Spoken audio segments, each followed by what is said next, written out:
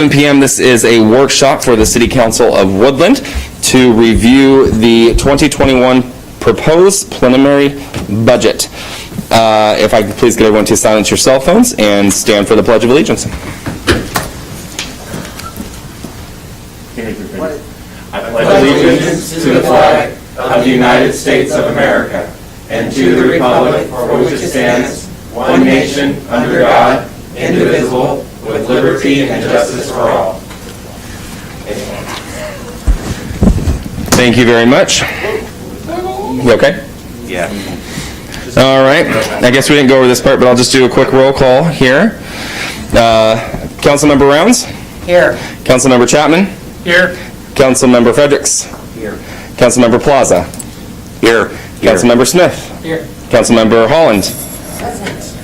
Councilmember Graham? All right, all council members are here and accounted for.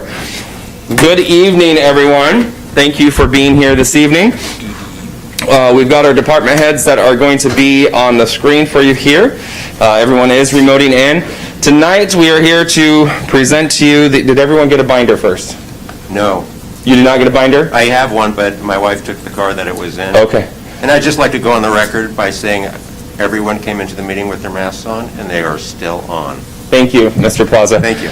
Mr. Boyce, do we have an extra binder this evening? Okay, thank you. I will go and grab that. I'll meet you at the door. Let's stand by and just make sure that we... Do you have some gloves, Mayor? What's that? Do you have some gloves? Just be careful. Antiseptic. Got a phone.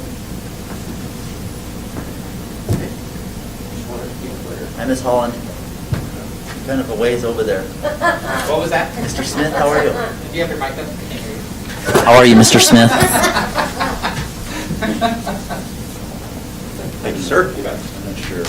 Do you need this back, or do you want me to hold on to it? When you're done. Okay. It's our extra just in case we run into a similar situation. Yeah, sweet. Sweet. Let's see how many they got.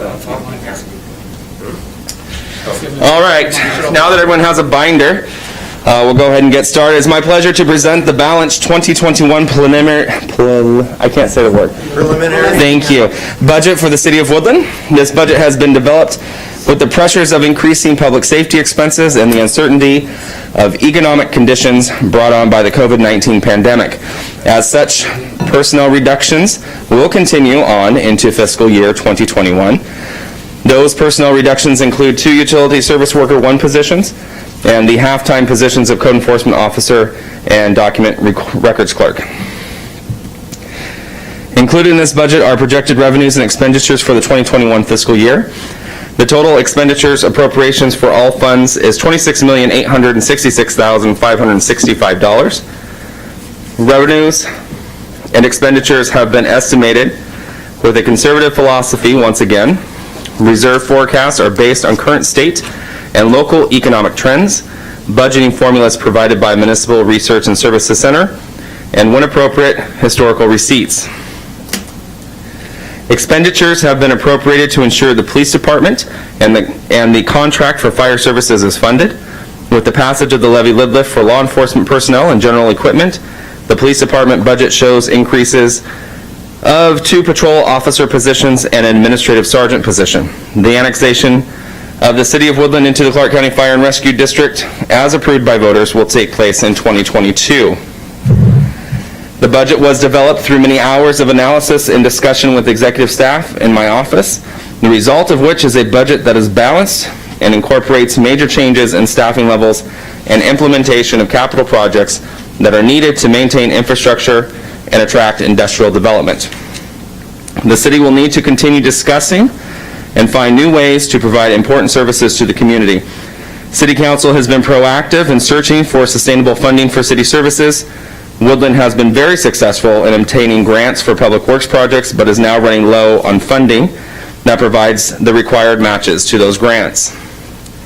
Major public works projects are still on the horizon, including the Exit 21 redesign. I hope City Council will favorably consider the 2021 preliminary budget. With the ever-changing economic trends, we must continue to manage the taxpayers' dollars with the utmost care and concern. With this in mind, I have limited expenditures where necessary. I consider this budget practical and believe it continues to move the city forward in providing quality service to the city of Woodland. And with that, we will begin the presentation of the budgets. But first, we'll hear from Mr. Boyce.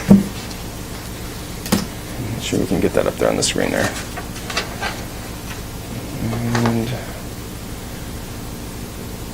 Yes, I was muted. Can everyone hear me? there we go.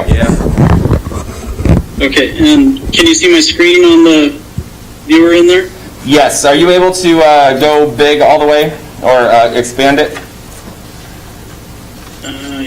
Or are you at your max? Is that better? I just hit expand or zoom. Can you, the little box up at the top next to the X, the left of the X, there, that one? Oh, I'm sorry. Nope, I guess that is our biggest there, huh? All right, let me see what I can do here. Yep. Okay. Mayor, Yes. on individual screens, there should be a box on the right-hand side that has a camera and a plus and minus box that you should be able to increase the font size so you can see it. Look at me. Yay. All right. Now you're good to go, Mr. Boyce. Okay, we're good. Thank you. Okay, I'm not going to read everything to you, but I wanted to make some comments in general about this budget. There are, as the mayor said, we've balanced the budget. It's similar to last year's with certain exceptions, including the additional funding we're receiving for law enforcement positions. So those have been included in the budget. The other large change to the budget would be we incorporated the utility rate study into the budget with the capital projects associated with that. So you'll see when we get to water and sewer, some changes there in the amount of revenues coming in and expenditures going out. We do have a few other reductions to make in the budget associated with staff. So as you know, during the COVID-19 issue, we ended up having to lay off a few employees. We brought some back. There are still 4 individuals that are not back. And because of the uncertainty with COVID-19, we're going to reduce those expenditures from the 2021 budget until we have greater certainty over what's going to happen with the recession. So with that understood, I'm going to scroll down a little bit here. Again, we're using our new budget software, and it's we've got a little bit of a learning curve here, but I wanted to show you some of the cool things about it. This didn't print out in your packet, this graph I'm showing now, because it's embedded and it's more of an online tool, but we're able to go into different expenditures such as, let's look at operations. Let's see if I've got a good enough connection. So you can drill down into different categories of different budgets. This is for all funds overall. You can look at operating supplies. It gives you some breakdowns on what goes into operating supplies and whatnot. You can look at different funds. such as, let's see, I'll show you just going into the general fund. Then you have expenses just associated with the general fund. So there's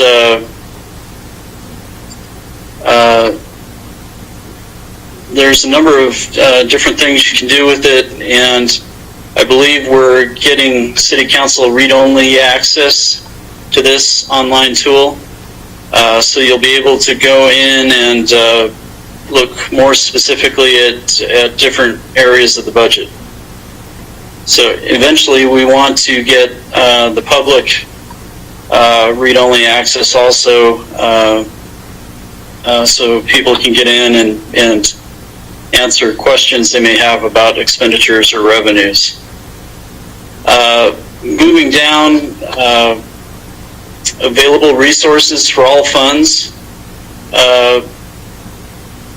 So we're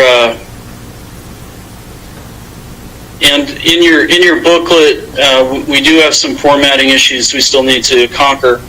In your booklet, you'll see these same charts and graphs at the end of this story compilation. So if you go back, you can see some font that actually is big enough to read. So if you just turn a few pages. So the if you go back to just a couple of pages, they get bigger.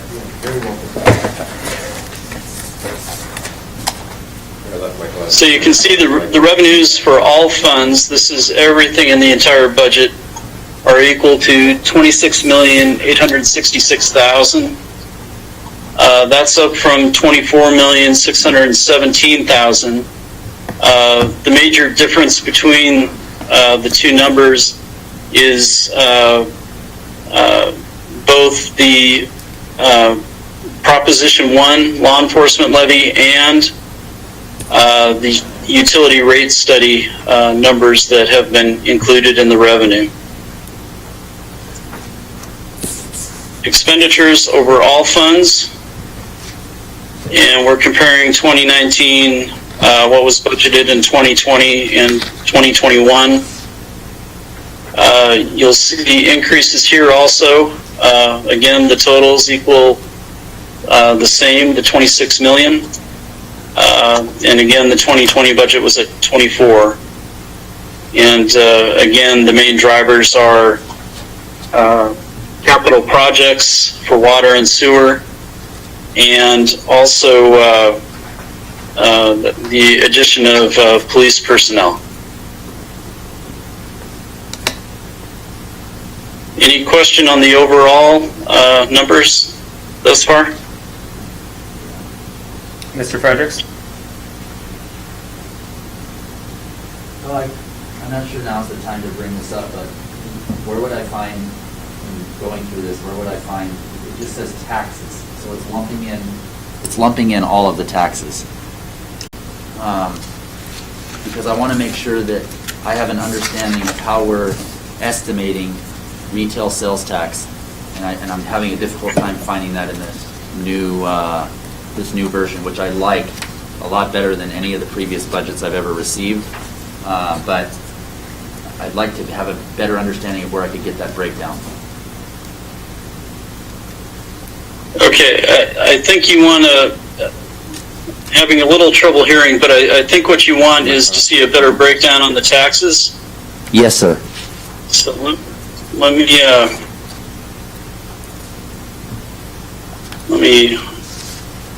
get over here and Is there get you a breakdown on that. document in here that would refer me to? I don't believe so. You're going to have to go to the program to drill down into it, I believe.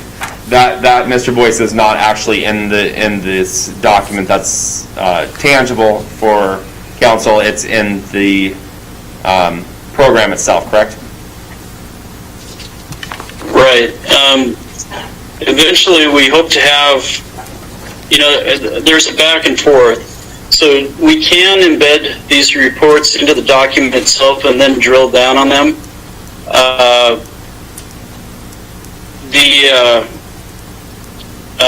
But when you print, it doesn't come out very well. So I can go back to the report here, and pull up the revenues.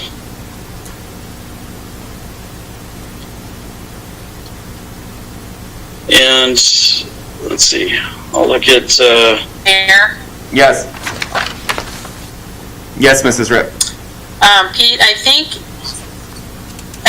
the council will be able to go to the embedded report that you showed under your first summary and be able to utilize that. yeah. Right. They should be able to drill down in that, and I did make that a public document today, so it should work for them. They will not necessarily have to log in, but if they log in to reports that aren't made public yet, then they'd be able to do the same things. Okay. All right, so here are the taxes. And here's the, can you see that all right? Here's the, Yes. the breakdown. Let's see. And every one of those little triangle carrots is expandable in the fields. That should be a good pointer for the council as well. Right. I wish I could get everything on one, but you can see the retail sales and use tax a little bit less than where we are in 2020. We just got, I believe, September numbers on sales to tax, and they were again higher than the 2019 numbers. So we haven't seen a drop in the sales tax yet. But like I said, we're wary to bring back all of the FTEs until we have a better feel of where the economy is going. You can see the general property tax, B&O tax, and other taxes.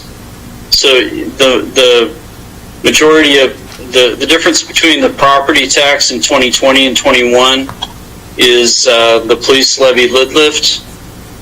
That's why there's a difference that great there, and the rest seem to fall in line. Is that what you're looking for, City Councilor Fredericks? Yeah, I think the challenge is this is a very high-level view, which is fine, and I have no objection to that. I just like to have a better understanding of where these numbers are coming from. And an example is, I believe we should have already a full year of the general property taxes collected in 2020 on the levy lid lift, didn't we? I don't think that it's actually come in yet. It will be coming in this month, and Mrs. Ripp, you can correct me. This month and a little bit next month. Is that correct? So we've gotten Prop 1 money this year. We've expended some of it on vehicles, the purchase of police vehicles, and a software package for the police department. I think it comes in. So if you remember back to the Prop 1 ballot measure, it can be used for the 3 positions and for police equipment generally. Mr. Frederick was asking when the dollars actually come in. We've only received half of those dollars, though, at this point. The rest, the second half will come in October and the 1st of November. So it should be here soon. Yes. Okay, so that leads me to the next question. We're expected to get a $600,000 increase, well, $700,000 increase year over year from 2020 to 2021 from property taxes, and that's all associated with the levy lid lift. I guess I'm having I guess my initial thought would be, if you've collected already some in 2020, why do you think you're going to get that much more in 2021? I'm having a difficult time understanding that. Tracking. Did you hear him, Mr. Boyce?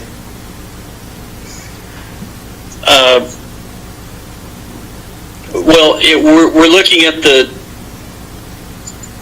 Hey, Mary, can you help me with that one? Because we're looking at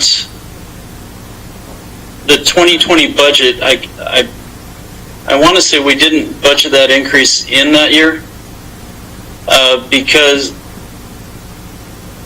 that's my understanding, Mr. Fredericks, that in 2020 we didn't include the increase when we were budgeting. We were talking about That's correct. doing a budget amendment during the year, and we still need to cover the expenditures for the police vehicles and the equipment that was purchased. If you remember, we didn't, when we adopted the 2020 budget, we did not have enough in the budget for police equipment, so we didn't budget any capital expenses. So we need to do a budget amendment to include both the revenue and the expenditures for 2020. So that's why the difference shows up right now. Okay, so based on. And also the budget amendments have, we prepared those, and those are coming to the Finance Committee and the Council at the first November meeting. So do we feel comfortable, has our analysis been completed that we feel comfortable that the general property taxes that are going to be raised are sufficient to fund the positions that we've promised? Is reality matching what we thought it was going to based upon what we presented to the voters?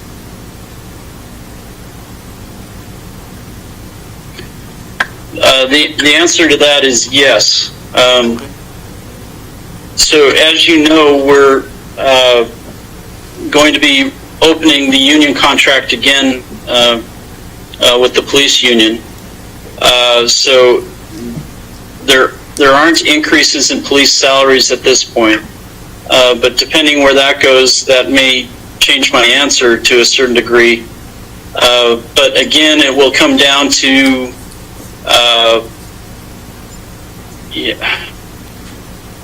the need for equipment and the need for personnel and where we draw that line.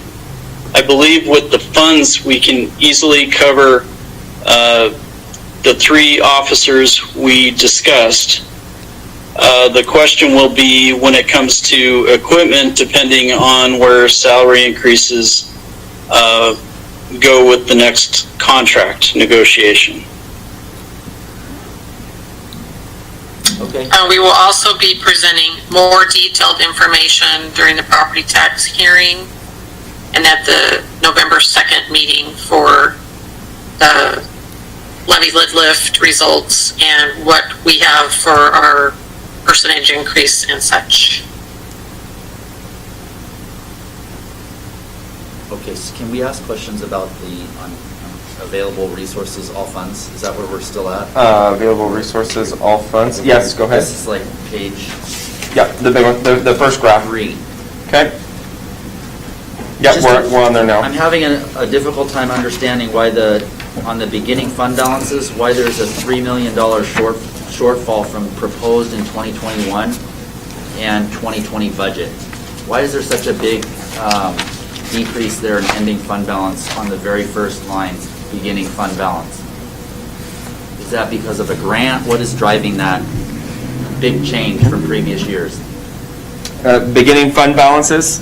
Can you go to that one to drill down in? We're looking at the all funds available. Okay, let me.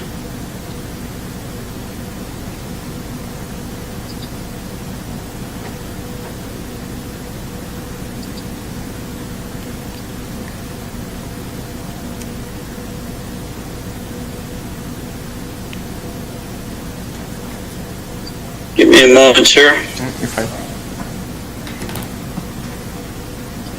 But you're going to want to change to revenue. Yep.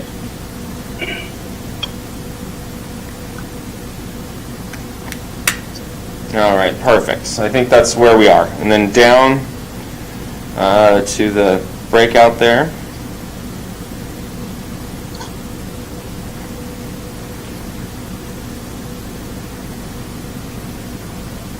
So if you look at the, well, those aren't the, well, those are different numbers than what we have. Maybe, oh, there you go, the 4.8, there you go. So Mr. Fredericks was looking at the 7,079,940 with a, what was that, 2-point-something million dollar, almost $3 million for the 2021 proposed decrease. If you scroll down just a little bit there,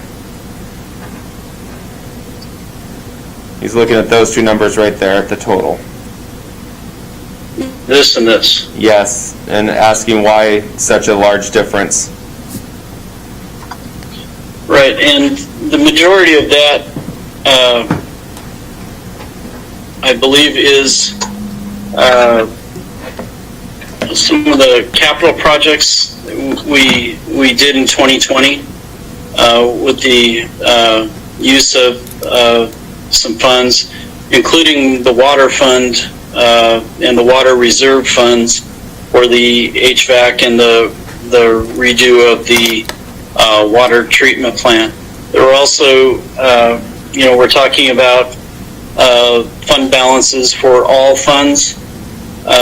So they include the individual capital funds for things like Exit 2021 and some of the other grant-funded items. So the majority of that is based on those capital projects that have been worked on in 2020. Mr. Boyce, that makes complete sense. It was the $2.2 million that caught me off guard there for a minute. Thank you. Okay, so legislative expenditures for 2019 through 2021. You can see the breakdown below 2019, what's budgeted in 2020 and proposed in 2021. So personnel costs, stipends for city council. We have budgeted $32,300. We anticipate we're going to come in less than that for 2020, but councilors are paid on a per meeting basis, and they can be reimbursed for some meetings they go to outside of city council. So we're leaving that at $32,300. Operations, we did have $16,000 in actual expenditures in 2019. We reduced it to $15,000 in 2020. We brought that down to $8,000 in 2021. Part of that is because of COVID, and most of the meetings now are virtual instead of in person. So some of those expenses included, hotel accommodations when necessary, and registrations for things like the AWC meetings. So we're hoping we can come in around that $40,300 for 2021. Oops, I scrolled too far. Mr. Boyce, pause. Mr. Boyce? Yep. So what I'm seeing, there's a 15% reduction year over year, and I understand why 2020 is lower due to COVID. But you're suggesting that 2021 is going to be reduced further on the operations side, and I guess my assumption is that some of the new council members may want to attend some training. Has that been taken into consideration? Assuming we're not in a bubble for 2021? Right. So, we're speculating a little bit on this because no one really knows where COVID's going to go. Hopefully, we get vaccines and life returns more to normal. We're anticipating that some of the meetings and some of the trainings are going to remain virtual. But it might be city council's call on what they feel comfortable with in that line item. I think Mr. Fredericks is right. It's easy to justify a higher amount in that line item with an optimistic view on where COVID is going to go. So, I remain open to suggestions from City Council on where we should put that line item. I guess from my standpoint, I wouldn't want anyone to not be able to go to a training class because we under budgeted in this item and have someone be told, well, it's not in the budget, sorry, you can't attend. I just want to make sure there's some flexibility there and some understanding that if we have to do a budget amendment so someone can go to a training class that they want to attend to become more efficient, more effective in their role, that we just make sure that we're cognizant of that and we have those discussions if they arise.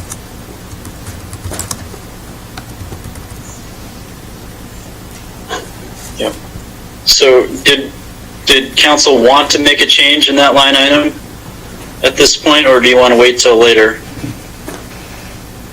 Play it by ear for me. I guess I was projecting that half the year might be impacted by COVID-19, and that's kind of where I came up with the 8,000 compared to the 2019 actual. We But, can revisit it after. you know, no one really knows. I was going to Mrs. say, if it can be amended, I'm okay with how it is now, Okay. and amend it as it arises. I think amend as necessary, if necessary. Okay. I'm seeing Okay. consensus. And then we'll move to the mayor executive expense.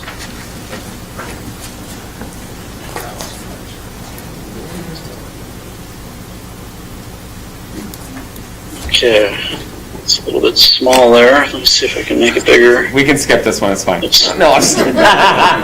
Just kidding. Just blow through this one, let's go straight to parks.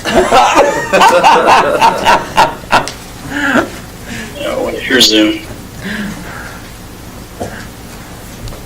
Okay, so basically what we're looking at is personnel and operations, and as you can see, it's mostly personnel.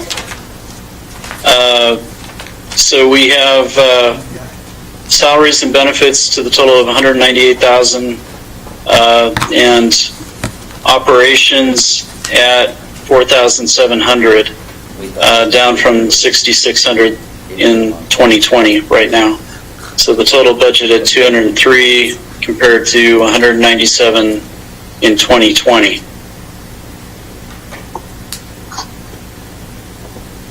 Any questions or comments? No. No.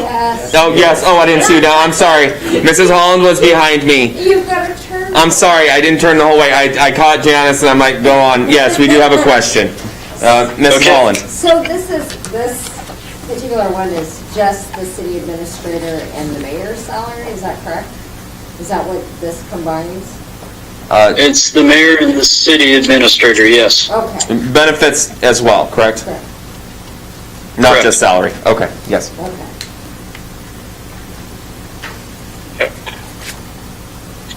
Anything Okay, else, Mrs. Holland? Next one is judicial. Oh, just stand by, Mr. Boyce. So, Okay. because I'm having a hard time clicking along Okay. in that with him, Yes. so at the end of all of this, we're gonna go department by department? Yes. Just like always, okay. Yes. That's all. Thank Okay. you. Thank you. Yes, moving on to judicial. Okay, and make this a little bigger. Okay, so we're looking at expenses and operations. Mary, I may have you speak to this budget if you don't mind. Sure. So this covers our contract with Cowlitz County. It also includes any interpreter fees, and our indigent attorney, I believe. I think the prosecutor is in the legal budget. So Right. pretty cut and dry. There's really only about 3 or 4 line items in this budget now. The majority of it making up the Cowlitz County agreement. And I think Mr. Fredericks would ask the question, but I'm going to cut him off before he asks, is that there's a $10,000, almost a little over $10,000 increase. What does that do to? Yes. So that's going to be from actual, we look at receipts and we also look at the expenses of the contract. It's all driven by how many cases they have in caseload versus infractions, criminal matters, and then also the revenue that is tied back to that as well. That is one of our line items we're bringing forward to the council. We are seeing that we have an increase in fines collected, which was kind of a surprise to me. But we are going to be amending the budget for 2020, so that number is going to be going up. Perfect, thank you. So Mr. Fredericks. we're not talking about revenue here, we're just talking on the expense side.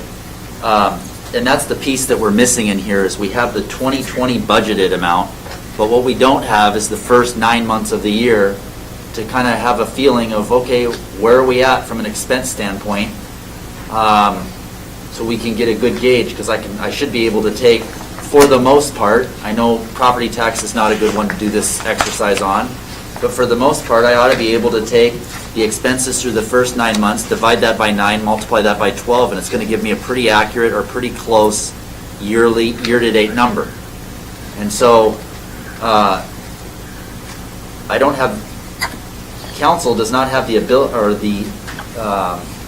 the ability to be able to view that number in this format. Is that correct? That's not correct. We can add that line into a report. All we have to do is tell it to add one more data set, and that would be included in there. I did have it through July, but that seemed like it was too, it would have been better to go through September, so we had 3 quarters of the year. But we can create one more report and share that with you. I can't speak for the rest of the council, but I think that would be something that would be beneficial to have an understanding, because each one of these slides, we got a 19% increase in legal expenses, we have a 12% increase in fire expense, and so I'm seeing double-digit increases in expense, but I'm not sure really what's driving that.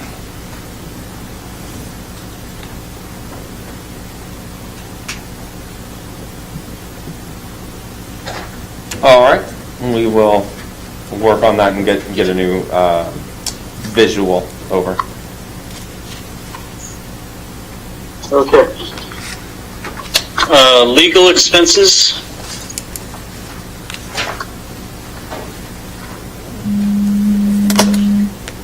Okay, and you see an increase here, and I'll let you know what I was thinking. So the, I don't have a scroll bar. So we have professional expenses, and that's basically our contracts with our labor attorney, the city attorney, prosecuting attorney. We had a 2.5% increase on the prosecutor's contract, so not much change there. The main reason for increasing this is looking on the labor front and, just wanting a backstop. Last negotiation with the police union, happily we were able to settle it, but I wanted some funds available in case we do end up at arbitration. Hopefully we don't. Hopefully we get this thing settled quickly. If it looks like we're not going down that road, that would be an expenditure we could reduce. But at this point, I was hoping to be prepared in case we do have an expense there. And I'm not quite sure how long negotiations are going to take, so every time the labor attorney comes in and we meet, it's an expense to us. We did have some of those expenses, as you know, in 2020 with the police. However, we didn't get to arbitration. Finding arbitration can be expensive with attorney fees and paying the arbiter. So that's the reason for the increase there. So again, that's speculative, and if we wanted to move that line item around, there's a certain amount of leeway to do so.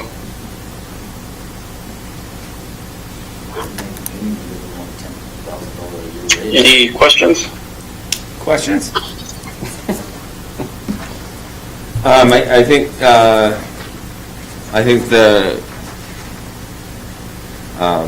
trying to be, I think the sentiment in the room is, it must be nice to give yourself a $10,000 raise. No, here's what I was saying with that is if we did not have a labor union in the department that seems to be costing us a lot of money for having to have a labor attorney every time we go through a negotiation, you could almost give every single person in that department a $7,000 to $8,000 bonus each year. And that's that's the thing that mind boggles me, is how much money we have to spend for that. And I recognize that Mr. Randolph's contract is in there, I'm assuming. So I get it.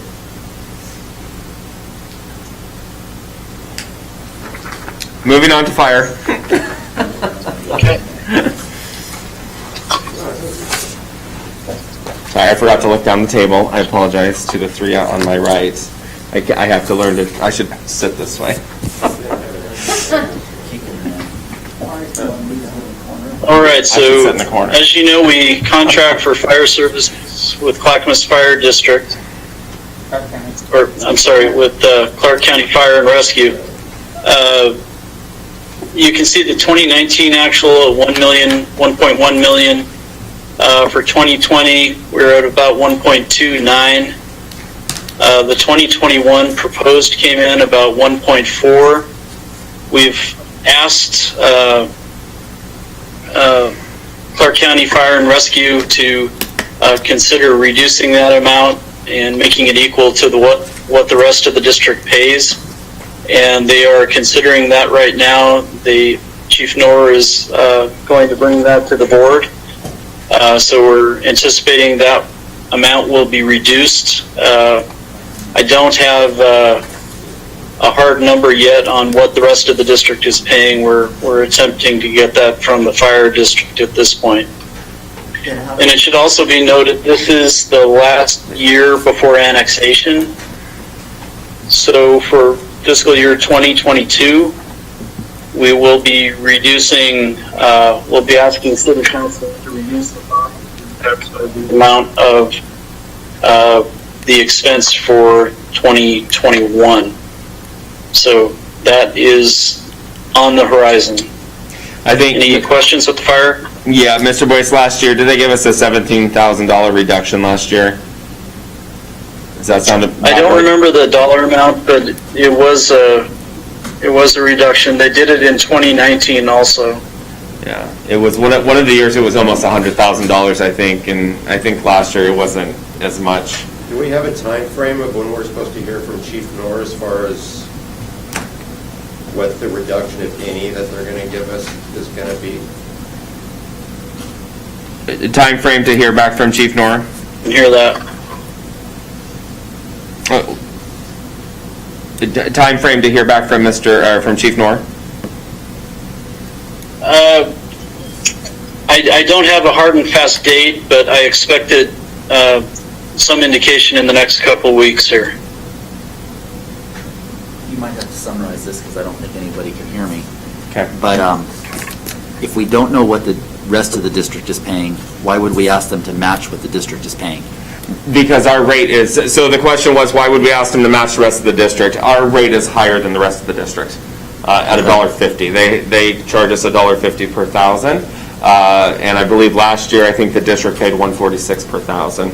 The year before that, I think they were paying $1.43, something like that. So there's a considerable difference in between what the district pays and what our contract pays. So we asked that if the district's paying $1.46, please charge us $1.46 instead of $1.50. Okay. So So just a reminder, as the assessed value goes up, the levy rate goes I down. understand that. I understand that. understood? But I just have a rough time thinking that their expenditures year over year have gone up just from our portion $150,000 when the consumer price index is near 0%. Nobody's raising prices. We're in tough economic times, and here I am paying $152,000 more year over year to the fire department when I have streets that are falling apart, parks that I can't water the grass, and I really don't want to give them I don't think they need $150,000 more year over year. We'll give you $1,290,367, and next year you'll be in a much better spot. But I think our answer is we're probably going to cave at $1.46 per thousand, and we're going to take $20,000 back, which won't really give us anything. $152,000 buys us a lot. 20 grand, nothing. And I will say that the fire district's been very amicable to our requests. And they have year done- over year. They've been great. Right, and they have done a fantastic job at what they do. That's not the issue. The issue is that the year-over-year expense is just a lot of $150,000 for a small city that has a operating budget of, general fund budget of $7 million. $150,000 is a substantial amount for a small city. And that's all I'm saying, is that it would be nice to be able to use that resource somewhere else, because I guarantee you, if I asked Ms. Coleman, could you use $150,000, she'd be able to say, absolutely, yes, I can. And that's what really concerns me, is I would like them to consider year-over-year increases flat, and then next year you have your own funding source. It's great. Okay. If they would be so kind. Gotcha. Did you catch that, Mr. Boyce? Bits and pieces. Mr. Fredericks would suggest a flat rate compared to a same rate as this year, and next year they'll be doing just fine in 2022. Okay. But that's just for the comment on the floor. But we'll see what we can do for you. Battle for the taxpayers. Yes. And moving on to non-expenses. Unless, Mrs. Allen, do you have something? Nope. No, non-expenses, please. All right.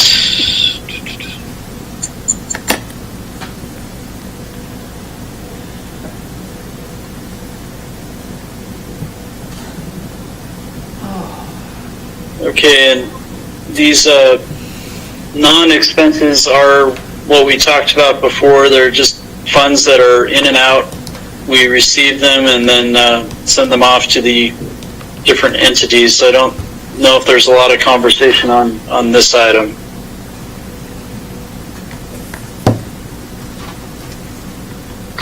Any questions? Seeing none. Okay. Okay, general fund transfers out.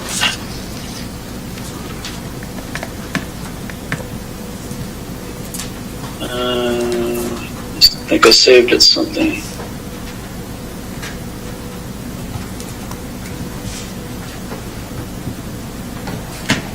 Where did I put that one?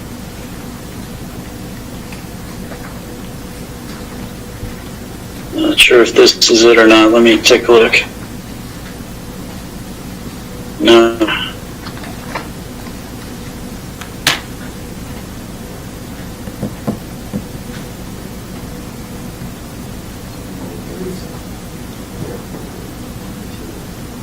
Maybe I didn't save that one. Let me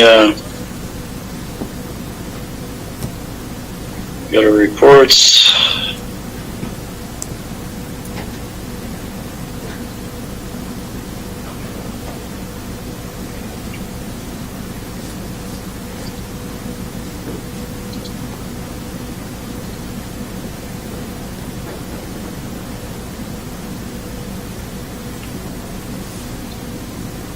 It's much nicer when you have a bigger screen to work with there.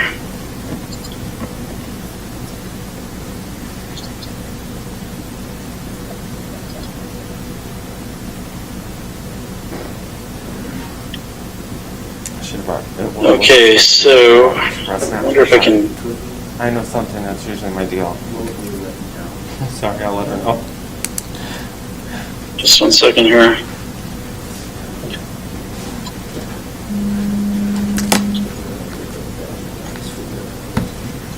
Trying to make it bigger so everyone can see it.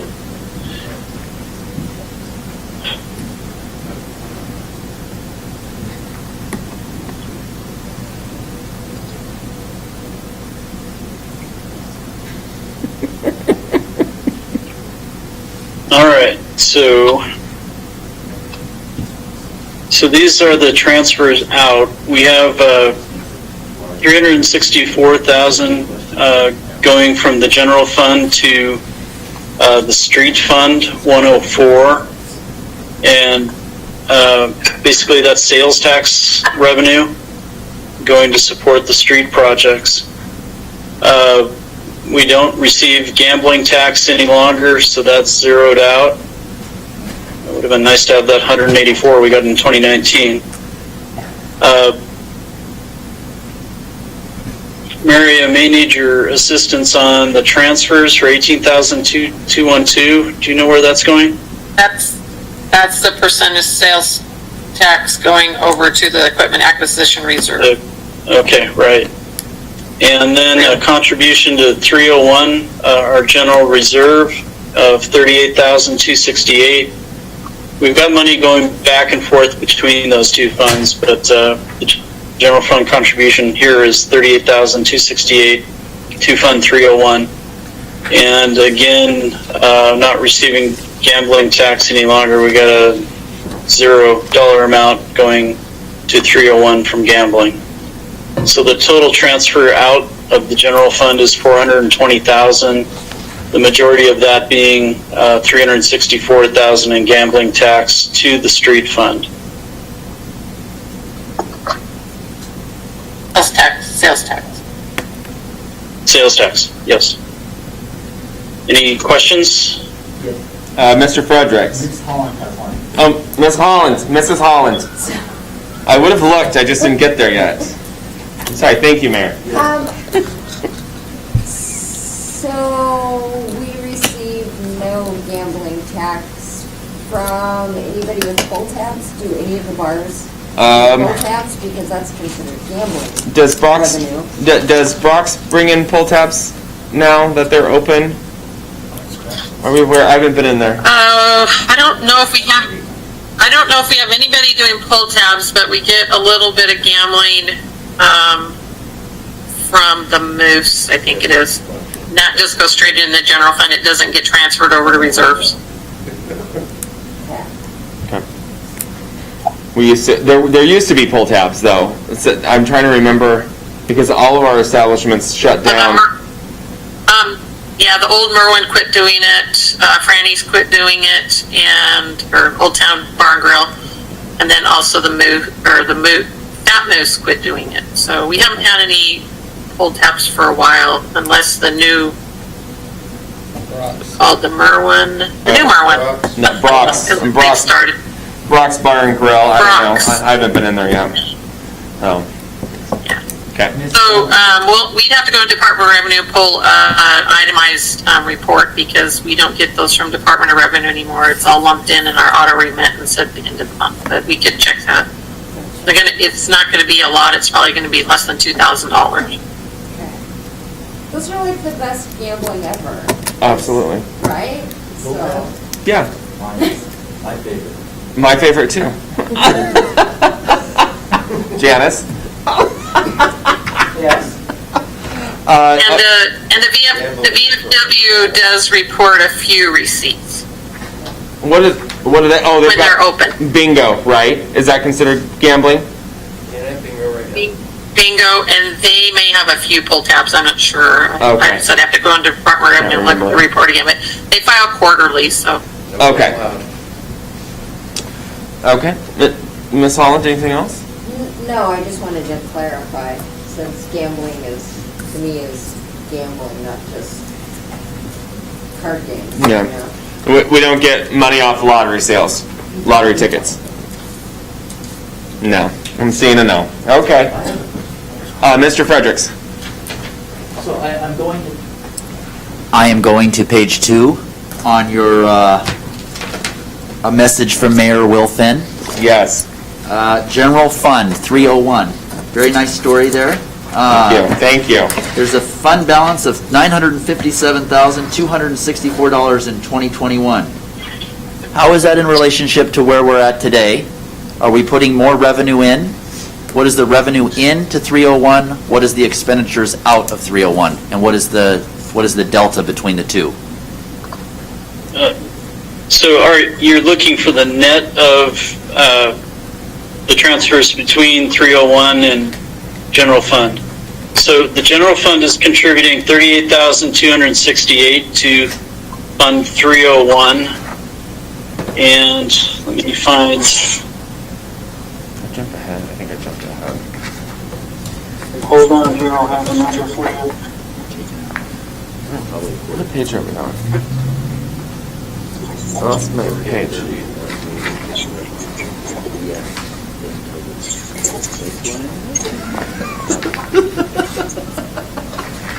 You're reverting to paper. Transfers. Gotcha.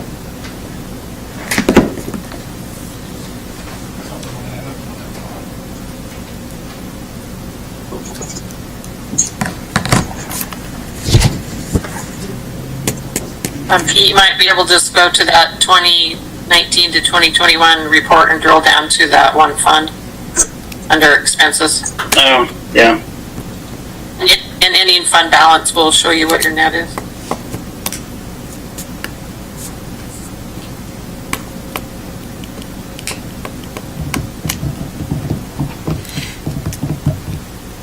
I need a cookie. Just saying. What's for snack? What's for snack? We have snack. It's snack. Trick or treat. All right, so, yeah, expenses. So go ahead and hit reset at the top there. Oh, And go to your general fund, your Fund 301 by funds. I thought I did that. Let's see. There might be delay, I'm not sure.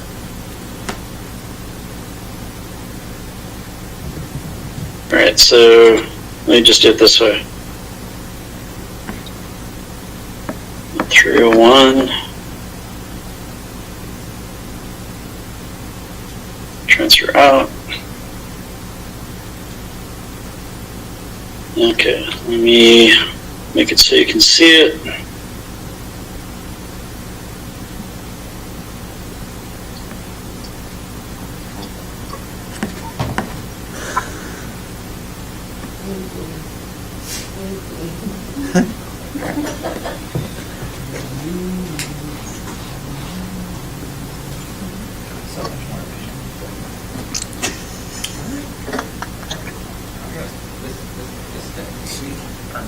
Permanent change.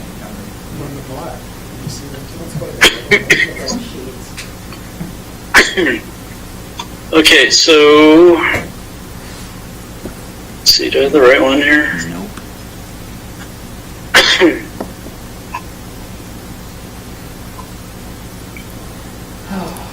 That looks right, Pete. So it's the 319, Mary? Am I reading that right? Contribution to the street fund? Or to the No, general that's- fund? I'm trying to find the contribution to the general fund. Thought it was the So the 319. thing is, so that top line that is, the end of the bars number is shared, and so we're gonna have to do some corrections in the chart of accounts. So that's why you see a double So it's description there. 301 to, yeah, so it's 301 to 001. So Fund 301 to the general fund. Excuse me. So the contribution from 301 Capital Reserve Fund to the general fund is $319,708. So how much, we took 319 out of 301 and we put in 38,000, right?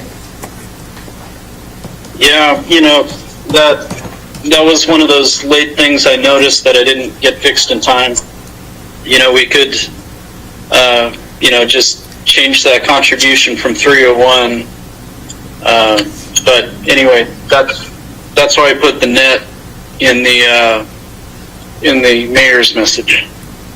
So all of that really is that $281,000, $152,000 of that is paying for an increase in fire expense. Correct. So I recall there being more inflows into 301 on an annual basis from REIT money. So am I not asking the question right of what's going in to 301 versus what's coming out? Yeah, so the REIT money is revenue, it's not a transfer. Okay. I asked the question wrong. I want to know the total amount of money going into 301, and I want to know the amount of money going out of 301, so I have a better understanding of what that delta is, because that delta represents how much we're having to pay in addition to what we're already spending in the general fund. So Pete, go up to where it says show and do revenues and expenses on the left. Yep. Show both. And then do the whole fund, and I think you'll get what he wants.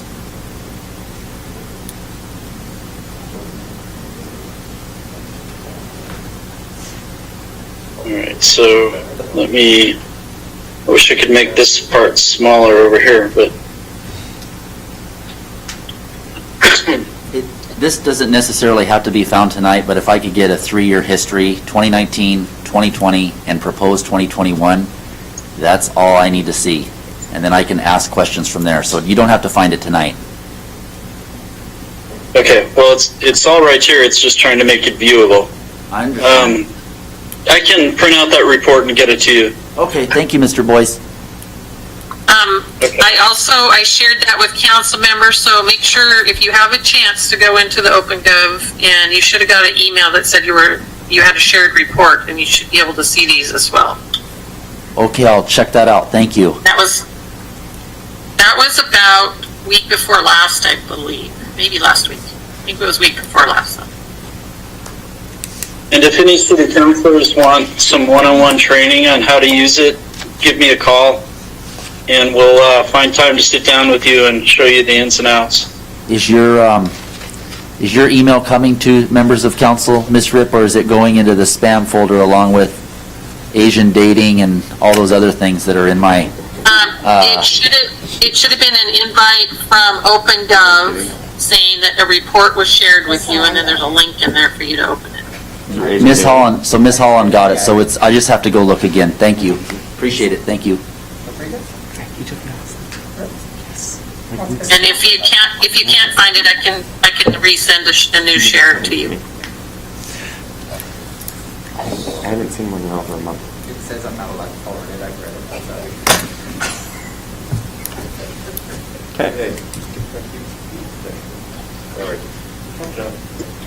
Okay. So we'll get you the report, Mr. Fredericks. And it looks like, Mr. Boyce, that any other questions in the room for transfers out from the general fund? I think we got sidetracked there for a second. No? Okay. I think that the next one in our book is capital outlay, general fund. Oh, capital outlay? I missed Yeah. it. And then that looks like it might be a good stopping point before we get to Mr. Community development. Yeah, Mr. Travis. So, Mr. Super Bowl Travis, wake up. Got these drop-down menus I can't totally get rid of. I don't think you guys see them, but they're in my way. All right, so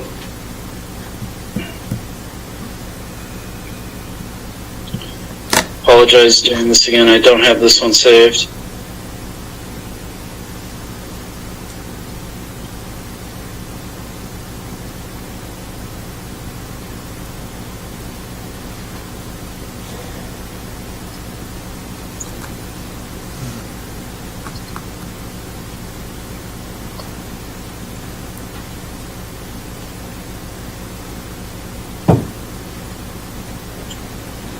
All right, here it is. Let me make it so you can read it.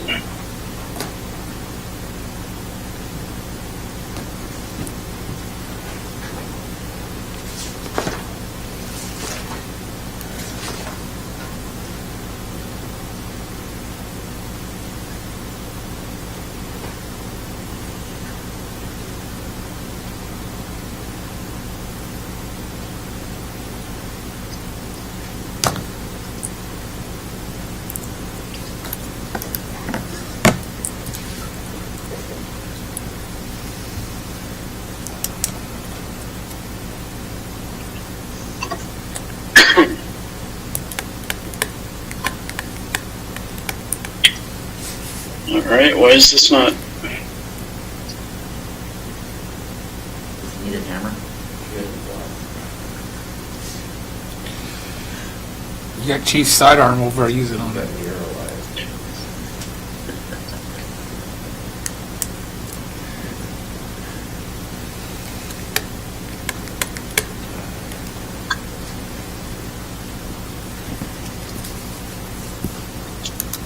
All right, here we go. All right, so let me scroll down. So basically, we have 60,000 for a police vehicle. Criminal justice equipment, $1,000. Capital outlay of the general fund, 6,800. 950, and then we've got our leases with the copiers. I believe that's what that is. The 915 for police. Equipment in the clerk treasurer office of 3,000, and then just leases. The total amount being 74,805, and 60,000 of that is the police vehicle.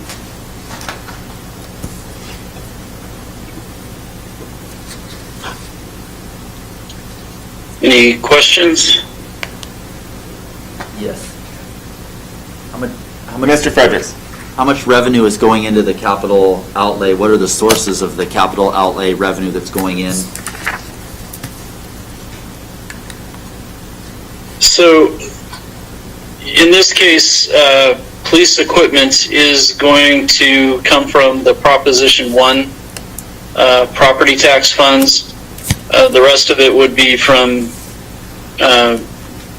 general fund revenues. Are we setting a certain amount of money into the capital reserve fund, though? So these capital expenditures are being paid from the general fund, so not the capital reserve fund. Okay, I'm asking. We do have a general equipment reserve. I believe it's around $50,000 at this point. We did a transfer out from the general fund of $18,000 to that equipment acquisition fund. Like I said, the balance there, I believe, is in the $50,000 range. Thank you.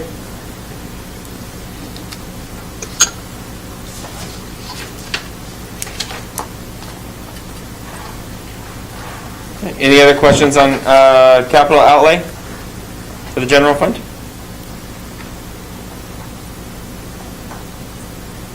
All right, seeing none. The time is, anything else, Mr. Boyce, before we take a break and come back to Mr. Goddard? No, I think we're good for a break. Okay, sounds good. All right, we'll take a 5-minute break. It is 8:17, and we will reconvene here. Well, we'll call it 8:18. We'll reconvene at 8:23. Please keep in mind that the YouTube channel is still going. Just because if we stop it, we have a feeling of, unless it's fixed, I think we're good. So we'll just leave it running for now. So 5 minutes. Please leave it running. Okay. I appreciate it.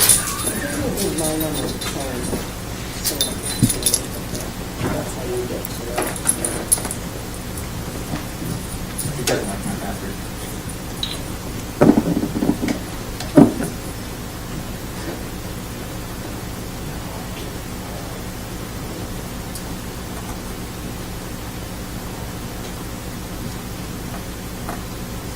Please review the comments below, and then does tell me what comments.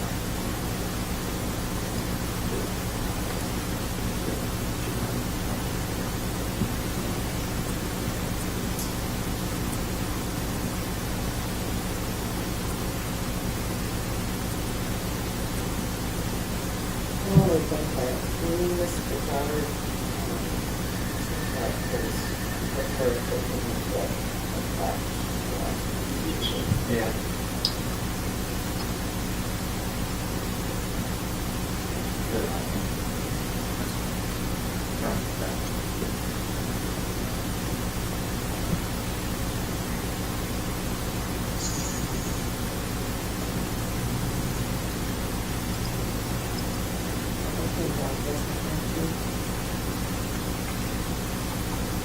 just look what it looks like when you get to it. It's very, It looks nice. it's just like what they're messing with.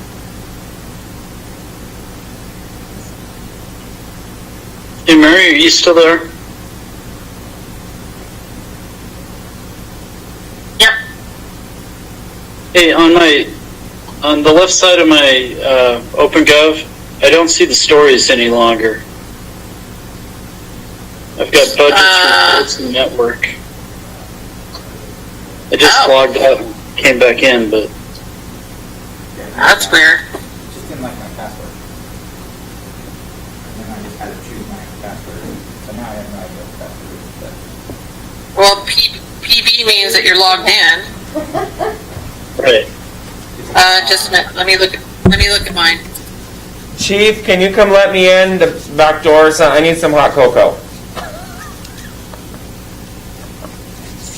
Reports, budgets, data, portals, stories. Yeah, Yeah, I don't have it. for you. If you click that scroll, There he is. it comes up with that. Thanks, Chief. Does anybody need anything while I'm in here? So, No. Story, oh, bottom line. Did you refresh? Yeah, I logged all the way out and came back in, trying to re-logged in, trying to see if It looks cool. Hey, Chief. Yes, sir. Since you're waiting here for your turn, what's going to get it? Can you scroll down on that? The settings, the last one on your page, but I can't see the bottom. I always bring facts and I do think about it. Business pay usually reminds me to go get them. Getting one out. Is there not any donuts back there? no, I can't scroll. Exactly, what do you think? They're all gone. Make sure you. It's just opening the budgets just to see if How are you? Dreaming to live. I could share.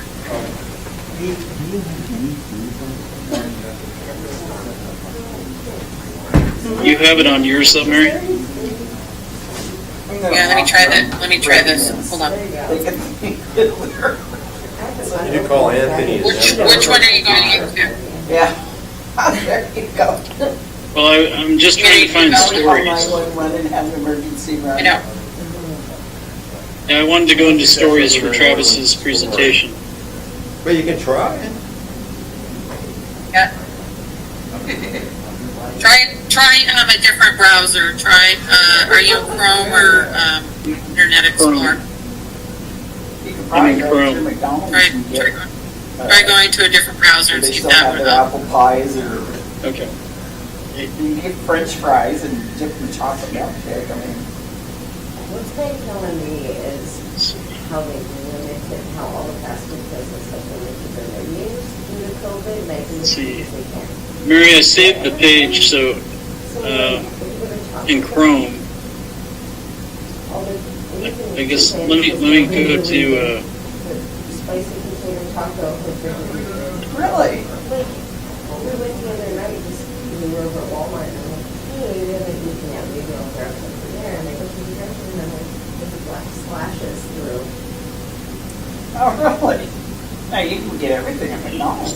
Yeah, stories in. yeah, that's the one I think is You the, can get everything at Burgerville too. can you? I think I don't so. go through there often. Yeah, I don't, Lamont, I haven't been ever. I don't think I've ever been to Taco Bell. It's an experience. It's, Oh, I'm sure it probably is, but it's hit or miss on whether it's, you're gonna get through there in a half an hour or. yeah. Yeah, that was the first part, was, oh, these are shortages, and now it's the other night. Well, there shouldn't be any. What's weird is they told me that Chrome is more reliable than the Internet Explorer, but we'll see. That's why Yeah, I'm seeing the stories now. bring them all into something in Okay. the farmers do, you know. They have mountains and stuff. I was gonna say, the only other thing I would suggest is to clear your cache and see if figured out, and I haven't ever asked, but I suppose I can ask. but I Settings thought in your this browser. was- Let me see if this pulls up. But, you know, Tom Urban's. Okay, it looks like it's working. Kalen, All right, thanks, Mary. Selection of food. And now that's cut down so much, you know, you got your choice of, 2 things so far, plus, Really? yeah. they cut Pete, way can you back on that. verify that you can hear me? I'm not having my usual audio problem right now. Thing there, Tom's Urban. We can hear you. I can hear you, Travis. Oh, I don't know. Okay, great, thank you. What that is, I don't know. It's just really limited, what they said right now.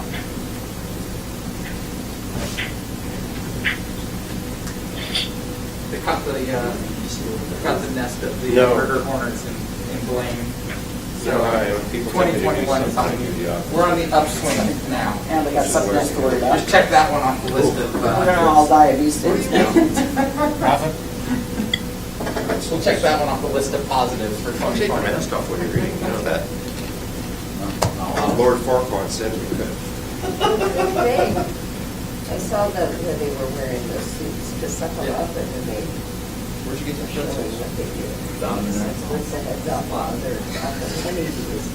There's a, I was watching, I can't remember. Is that Jim Keep going, get stung by stuff. Well, Oh, yeah, the stupid guy. Yeah, he purposely got stung by that. Right. And he's like, this is the most excruciating thing I've ever had Yeah. from a standpoint. Don't do that. Yeah. The things they'll put on TV. Find something good, yeah.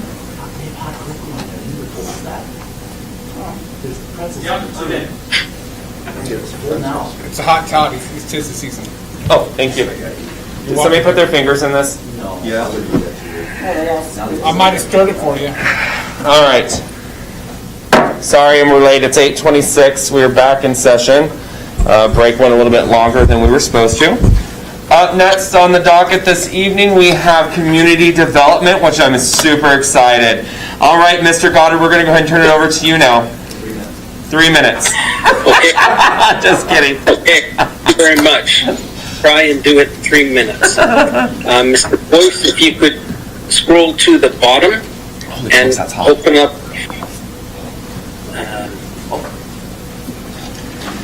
Is that making too long?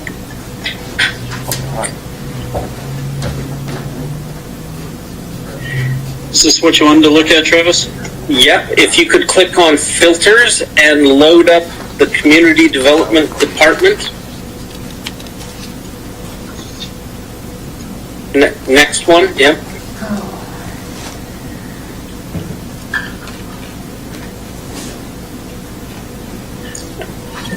Actually, if you go back to the filters and you go by department, there you go. And just click on community development. There you go.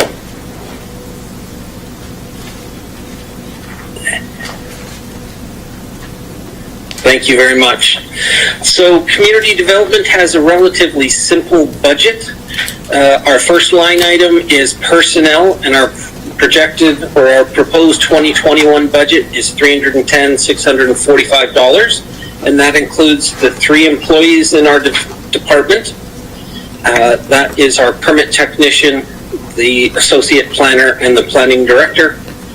We also have a line item for professional services. Those are for our contract with Townsend and Associates for both our building inspections, our building official responsibilities, and our plans examiner costs. We also have a $13,000 line item for expenses. That actually is money that's dedicated to the Cowlitz-Wahkiakum Council of Governments, or the COG. And the last line item is our operations line item, and that's $7,708. That's essentially the training, travel, and gas funds for the entire department. So we have a relatively simple budget. If you have any questions, you can contact me about that, or you can ask them now. But essentially, my department is divided up into 3 areas of responsibility, and they are building and plan review. They are also planning and code enforcement. So if you have any questions, I'd be more than happy to answer them. Questions for Mr. Goddard?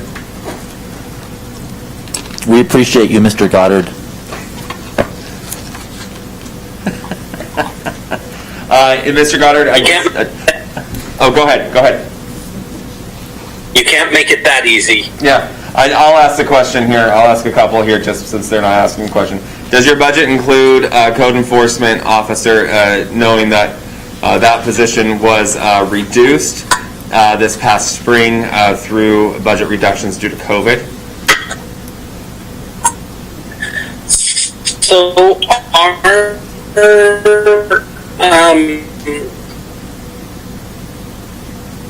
our story, which hopefully the council will have an opportunity to take a look at it. But I explained that we lost the halftime position for the code enforcement officer, but the code enforcement duties were spread between the remaining staff. Planning-related complaints primarily go to the associate planner and myself, and building-related complaints go to the permit technician. The problem with that is we are both, or the three of us are full-time employees, which means you're paying us a higher wage with benefits, as opposed to the code enforcement officer was a part-time position without the majority of the benefits that employees. So as a result, I explained that we had to cut our code enforcement hours by 15%, but we are spending approximately the same amount of money for the code enforcement program, even though we are providing less code enforcement services. So the enhancement that we did request this year is for the replacement of that half-time employee. And what it would mean is that the associate planner and myself would be able to perform more grant-related work, which means we would be reimbursed for that time, and it would end up being a net positive for replacing the code enforcement officer. Okay. And then also when you did bring up the word grants, and I know that you were working on some, you've been working on some, do we have any grants scheduled going into 2021 that can be expected, and is there matching funds that are associated with that? So we will have the tail end of our shoreline grant in 2021, and we will have the lion's share of the 50,000 housing grant available to us in 2001. Both of those projects have an expected end date of June 2021. So we will still have about $40,000 worth of carryover grant funds available next year. Okay. All right, perfect. Mr. Fredericks, you have a question? How much money is set aside for abatement for code enforcement issues?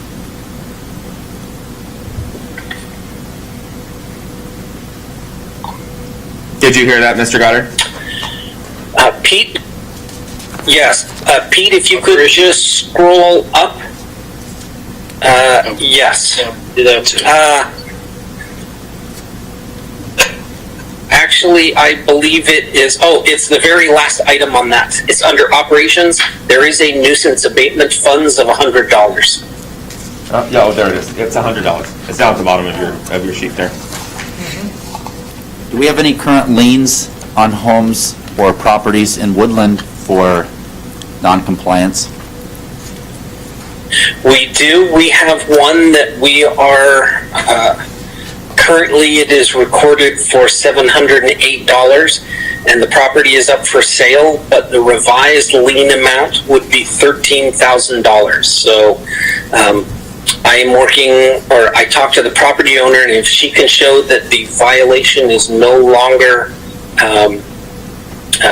if the property is no longer in violation, we could potentially settle between $700 and $2,000. But if the violation is still outstanding, then it would be a lien of about $12,000. Thank you, Mr. Goddard. Any other questions for Mr. Goddard?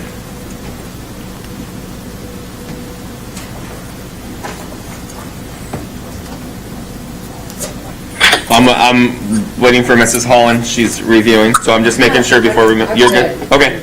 I didn't want to rush you, so you looked like you were intently going through it. All right, Mr. Goddard. Thank you. Yep. Up next, Chief Kelly. You're up. I'm here.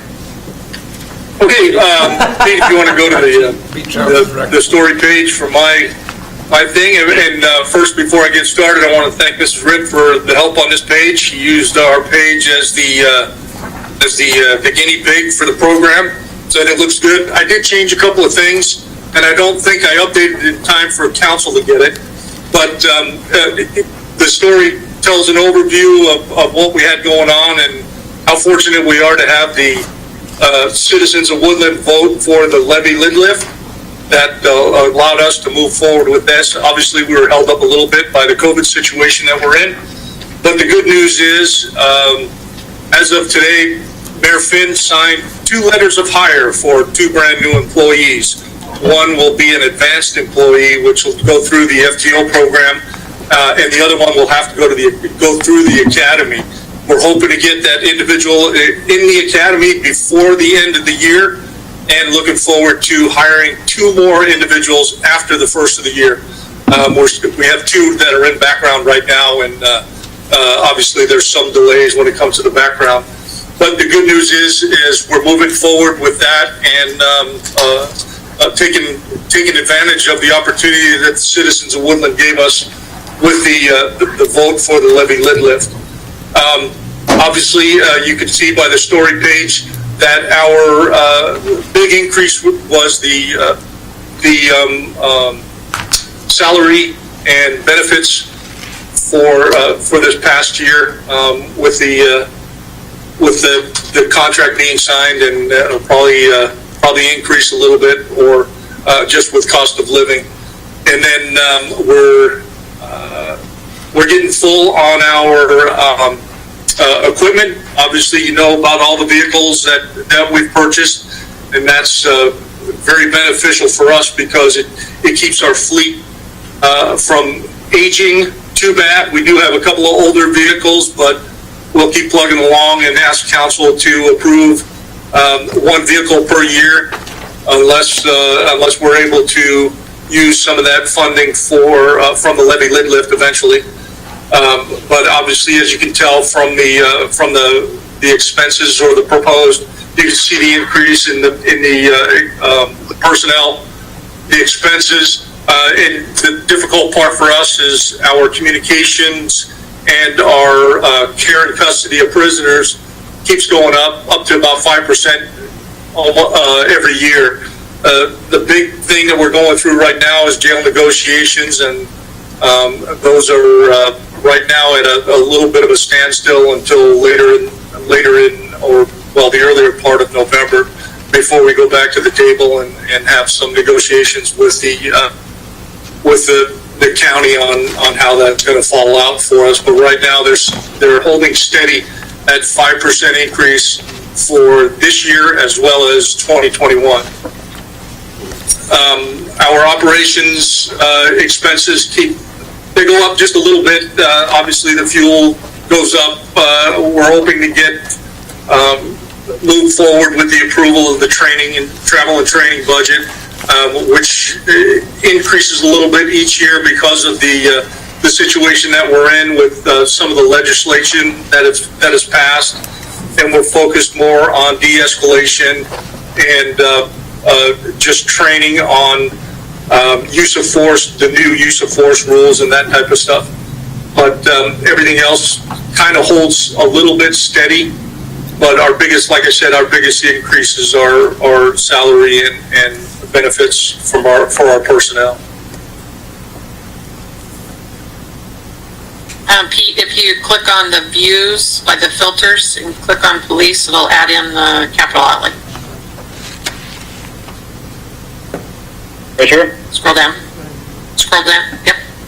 Scroll down. That's it. Hit refresh.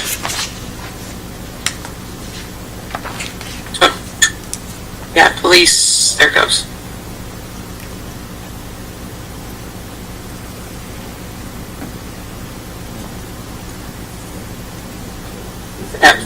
Did that change it? Went back to the all funds. Click. No, click on under the views, police 2021 proposed. And it should bring up just the police. Okay, here we go. There it is. So you can see, we have the $60,000 for one vehicle to help keep our fleet up to date. And what we're doing now is focusing more on one make and model for our vehicles.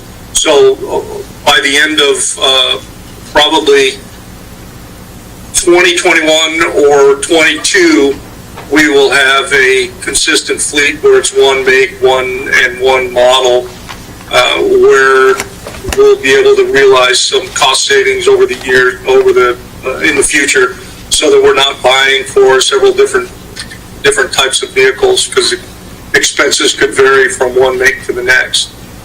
And then we're staying pretty consistent with our criminal justice equipment. Our operations is, we're trying to tighten that up a little bit, and as you can see, it dropped just a little bit from 2020 to the proposed 2021 budget. And all the rest remains close to the same, other than our expenses going up just a little bit.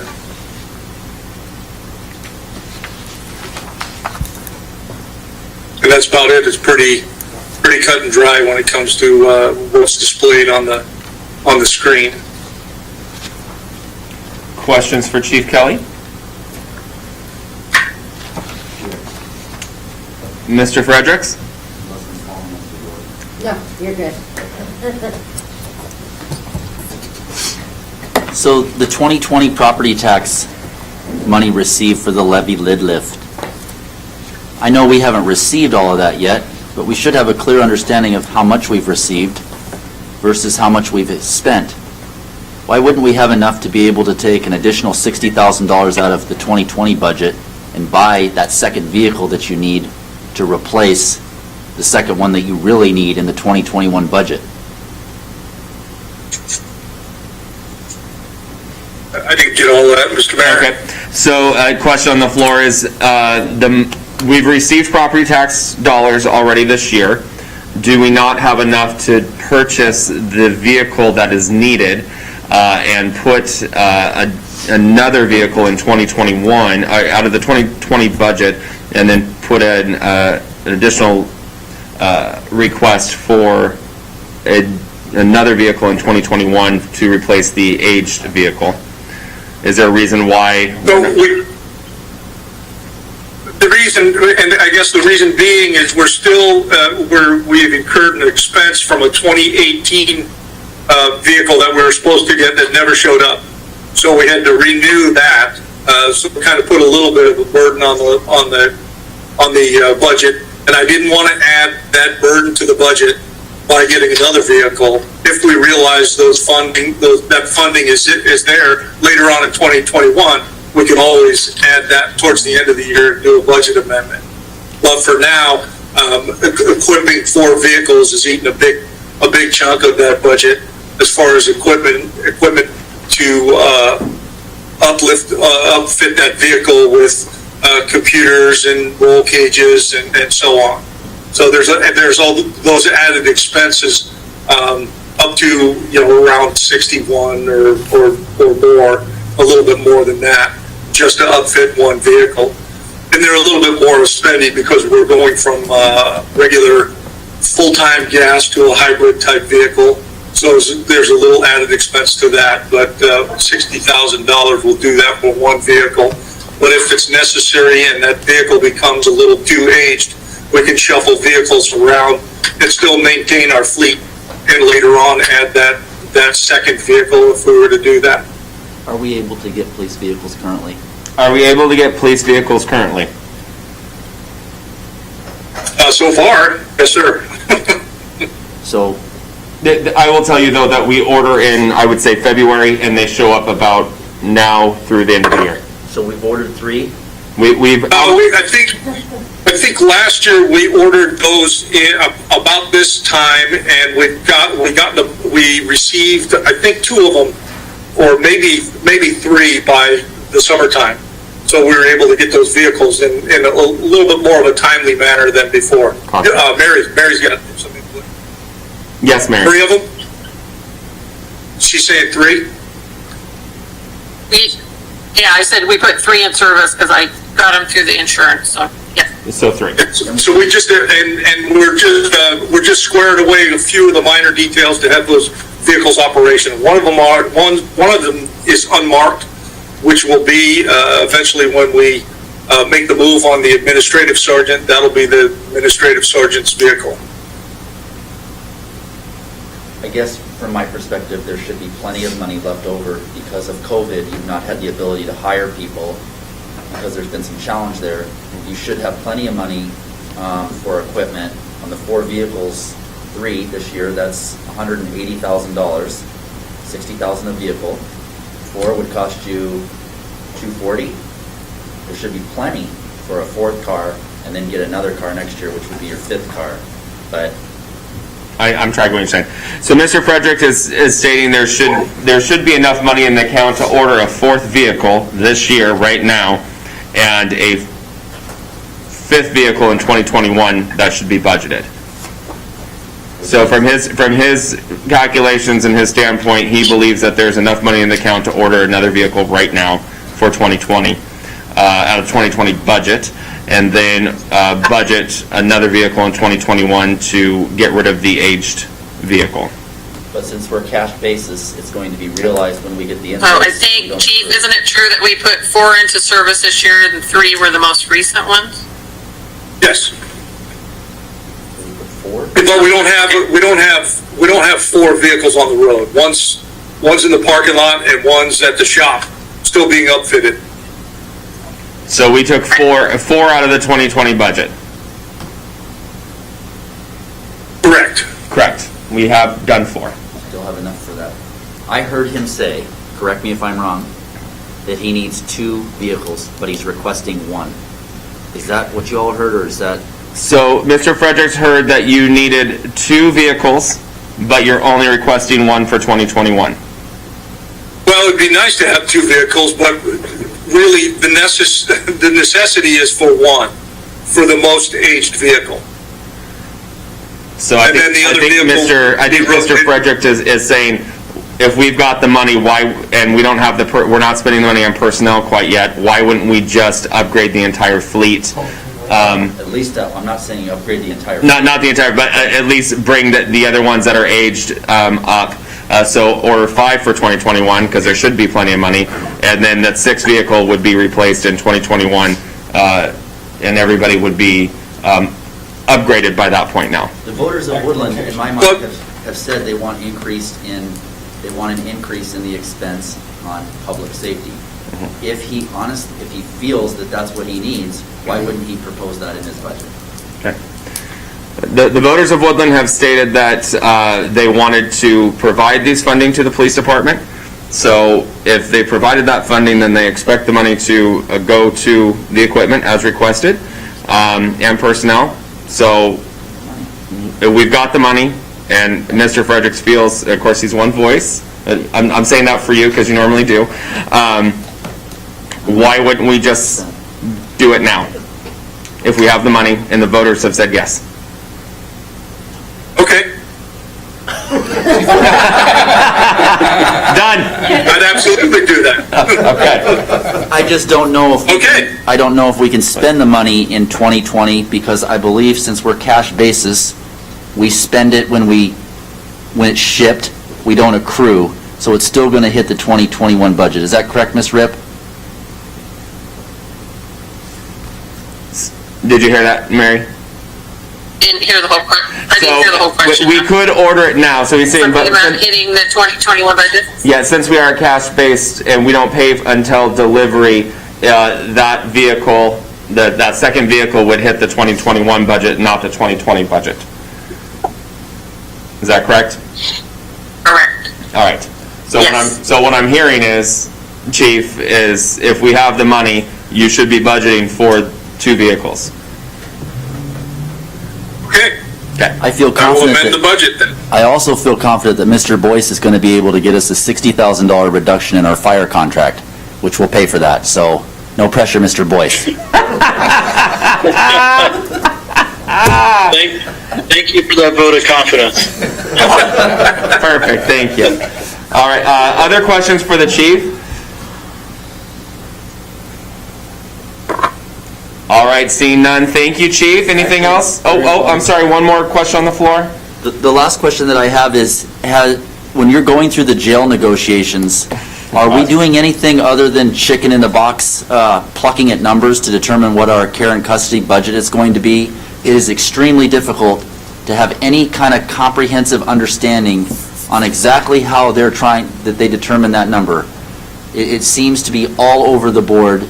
It seems like they have a way of figuring it out, but when there's a shortfall, they divide by the number of agencies, and we all pick up the rest of the slack when there's a shortage. It's easy budgeting for them, but it's a nightmare for us. The good part about that is we're trying to clear up that language so there's a consistent calculation when it comes to budgeting that type of stuff. The one that we talked about, and you and I've had this conversation, Mr. Fredericks, is that the booking fee. It's being calculated consistently in the future contract. So I think you'll see some improvements on that.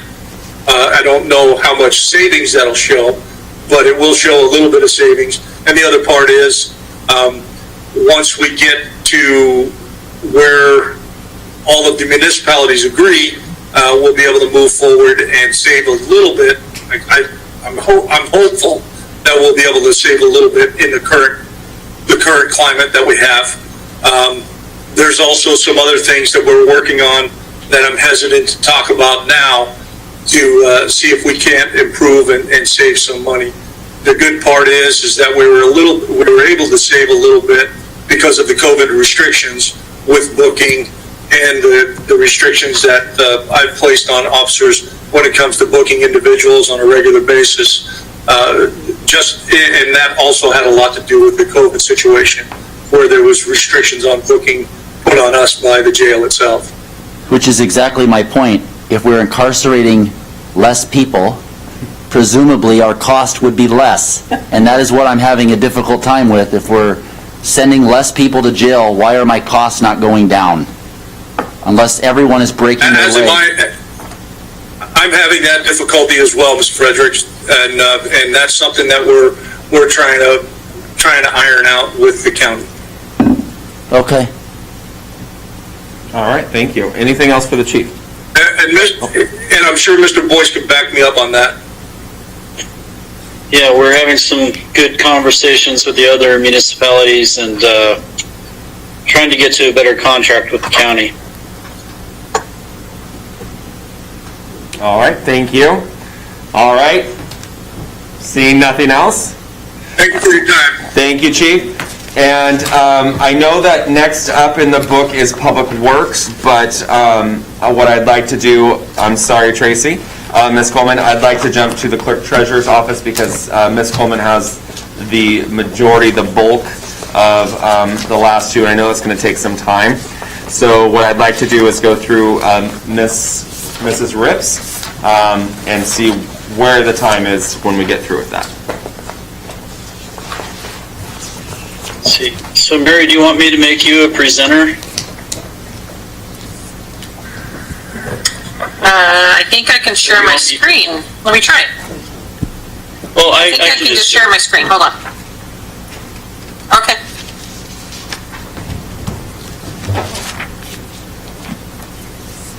Because I think that this... That's a great point.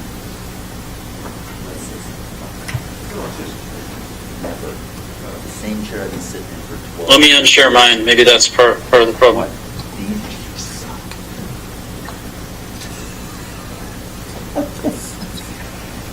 Better? No, these ones are awful. You want to trade? No. I was just curious when you... So do I share mine now, or are you doing yours? Those for 4 hours. Yeah. So, How about I do it? Can everyone see my screen? No. No. no. $3,000. No? Okay. Let me try that again.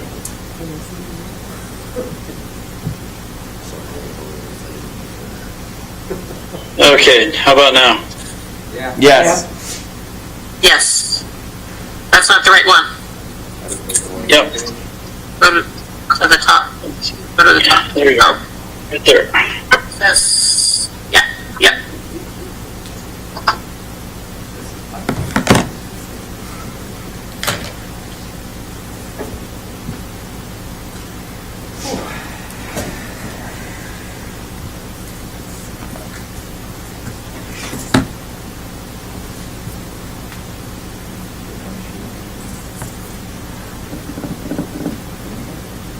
All right, did you see it, Mary?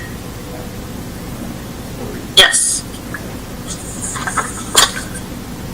Okay, so, the clerk treasurer's budget, is presented there before you. I won't read all the narrative, but we're in, just like everybody else, we're in a period of change and transition with the COVID-19 pandemic. Our office, and staff are working mostly telecommuting, and we are working on a rotating schedule, during this time. And we have budgeted for 2021 to do the same. We perform a lot of functions, including the clerk and the finance role.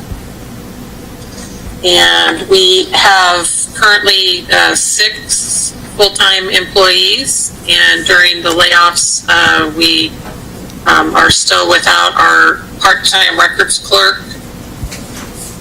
And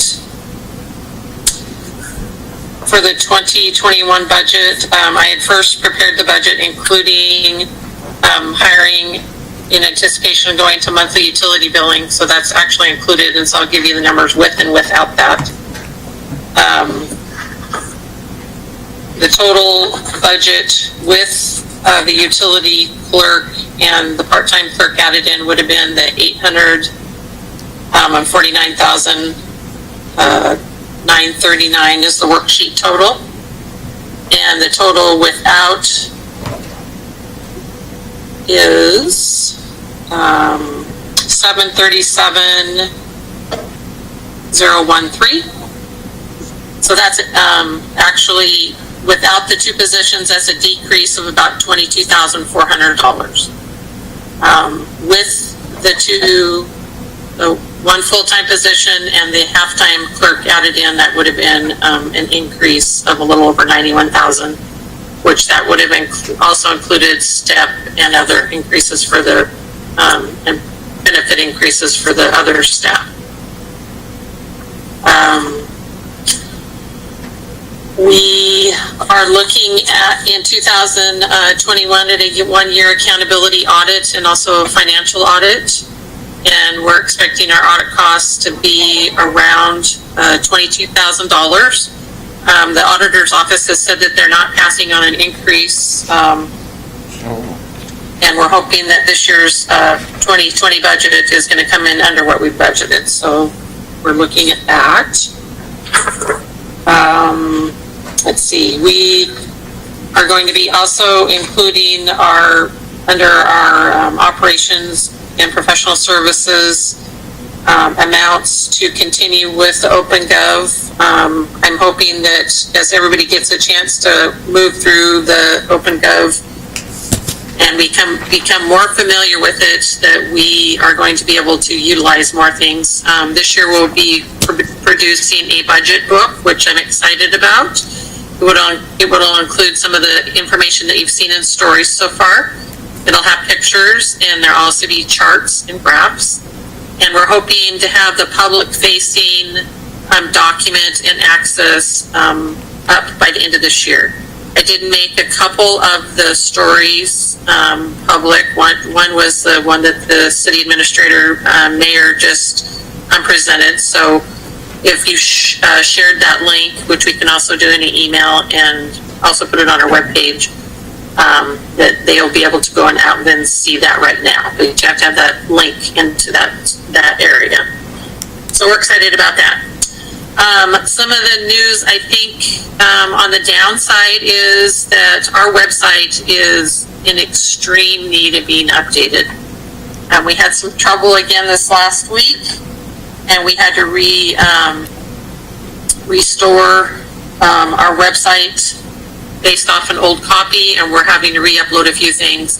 There are a lot of things that are broken on it, and we are not wanting to spend a lot of time and money on recreating things when we are hoping the council will go through and approve a new, better designed website that's going to have up-to-date software. It's going to be ADA compliant and such. We have budgeted about $16,000, which is included in the general facilities budget, to replace that website, and then there's some costs in the future years for hosting and updates and software for that. One of the things I'd like to mention that I think is important is our computer and software budget. That is also that's not in this line item here, but I'm responsible for that part of it. And we are still on our 5-year rotation and completing computers, server, software, and all that, as well as our IT consultant fees. The line item for professional services does include the areas for IT and our codification services. And then also, when you're looking at that, it also is including, let me see, I'm going to look at my notes here. Our iCompass information for our trackers, which we use for public records, contracts, citizen comments. It also includes part of our document management, ongoing support, and subscription. And it includes our backup service for our Annex server and some of that.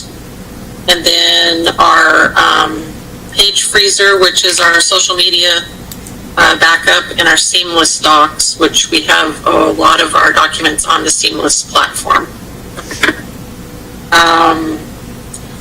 Another item that I wanted to bring up was that I'm hoping that the council will look forward, and also the mayor, at reinstating our part-time clerk in the near future. I think that's an important position, and right now we have completed one records room destruction, but without an extra person. We're having kind of at a standstill, and we have, just like everybody does in every department, we have archiving, destruction, filing, and then helping train other departments on that through our database. Without the records clerk, we don't have a backup for the public records requests, and we are not able to train anybody for succession planning, as some of us look forward to retirement in the near future. And then we would also like the council to consider cross-training, and also what we need to do that for utility billing, and also for payroll.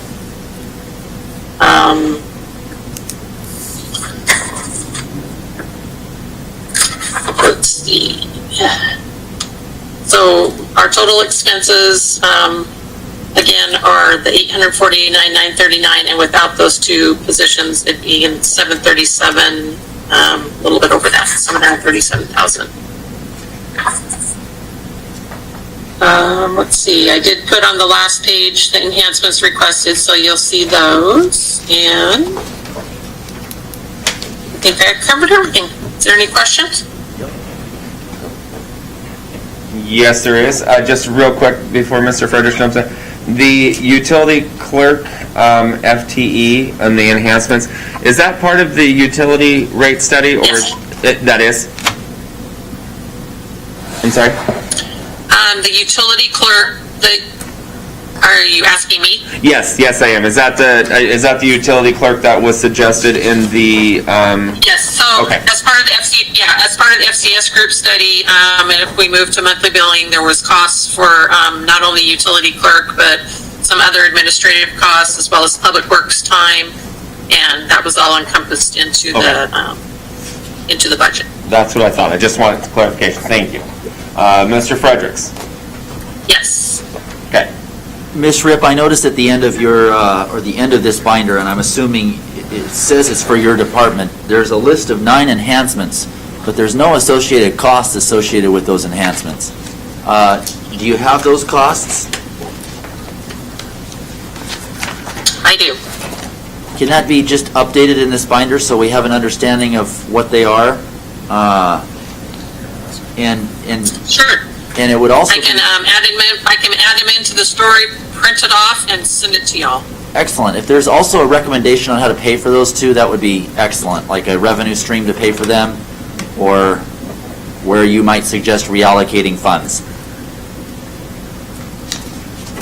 Yes.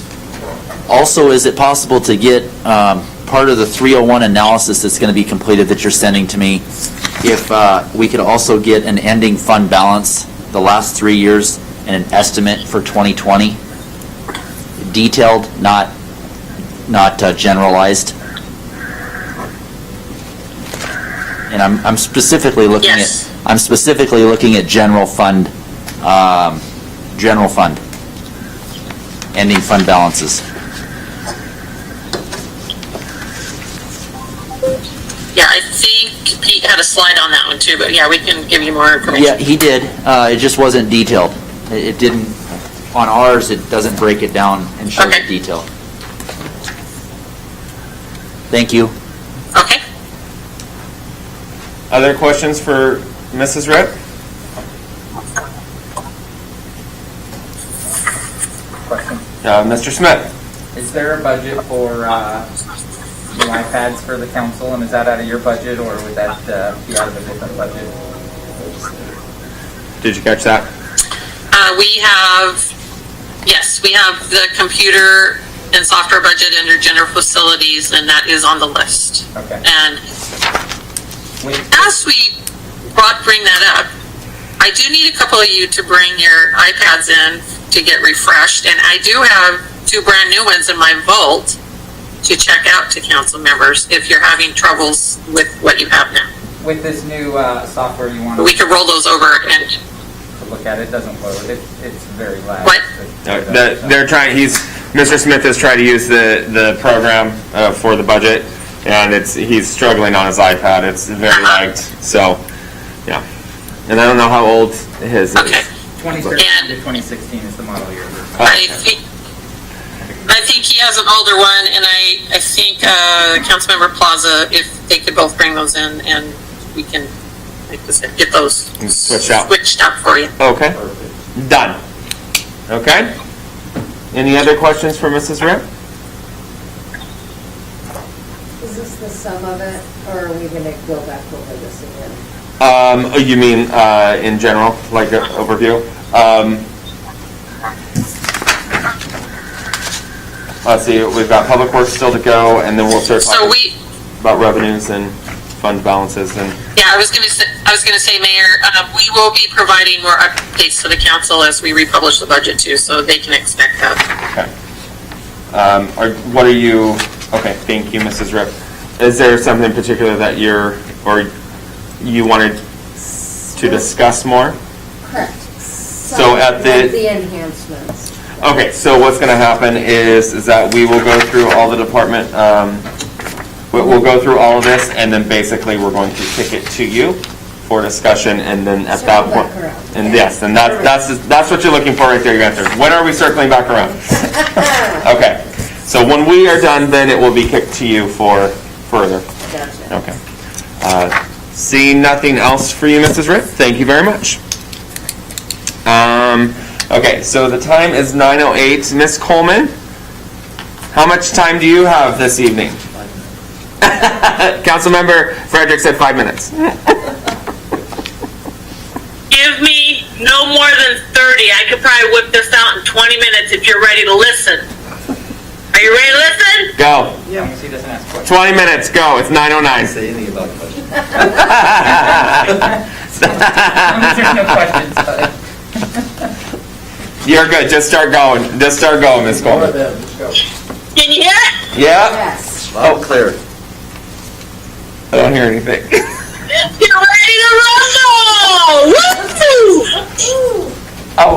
see is you dancing. We can't hear a thing over But there's a little bit, not much. Here we go. Okay, so Pete, can you please allow me to share my screen, please? Yeah, give me a sec here. Oh my goodness.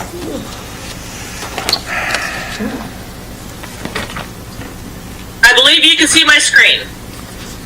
Yep, Yes. we got the Oh, park budget. Can everybody see it? yes. Yes. Yes. Great. Okay, so what we're gonna do is, you guys can read the storylines. I don't need to bore you with those details. You guys can read, you're educated, and I'm gonna go right into the budget. So basically, we're gonna start with the park budget. And on the park budget, it was $254,000 last year, and this year we're asking for $337. The only variance in the park budget from this year to last year are matching funds for an RCO grant that we've applied for, and that's about $100,000 that we're asking for to come through in the park impact fees. And we will be matching the grant dollars for that RCO grant, which is going to provide Horseshoe Lake Park with an ADA-friendly environment, with an ADA fishing dock, picnic tables, pathway, splash pad. Recycled garbage cans are not ADA, but we're going to add those as well. And then also additional restroom facility that will be ADA accessible. So that's kind of what the big jump is in the park budget. Any questions? Everything else is salaries and regular maintenance, gas, fuel, lawn mowing. There's no big surprises. Any questions on park? Mr. Fredericks is rubbing his head, but he knows that he's the one that asked for a speedy presentation. Well, that's all there is. There's no surprises in the park. No, it's There's great. none at all. The only thing we're doing is going out for a grant, we're doing matching funds. Everything else is salaries and regular maintenance. Lawnmower gas, gator gas, everything. That's all it is. Nothing else. Okay, perfect. Best presentation all night. Public Works Department, now we're going to talk about the Public Works budget as a whole. And as you know, I'm not going to read the storyline. You guys can read the storyline. But I do want to emphasize that our Public Works Department is comprised of 12 employees, and that we do maintain the water, sewer, streets, so on and so forth, 42 miles of water, 486 hydrants, 379 streetlights, 11 public buildings, and let me see what else we got going on here. I got to see it. I got to shrink it down so I can see. 34 miles of streets, 28 miles of sewer.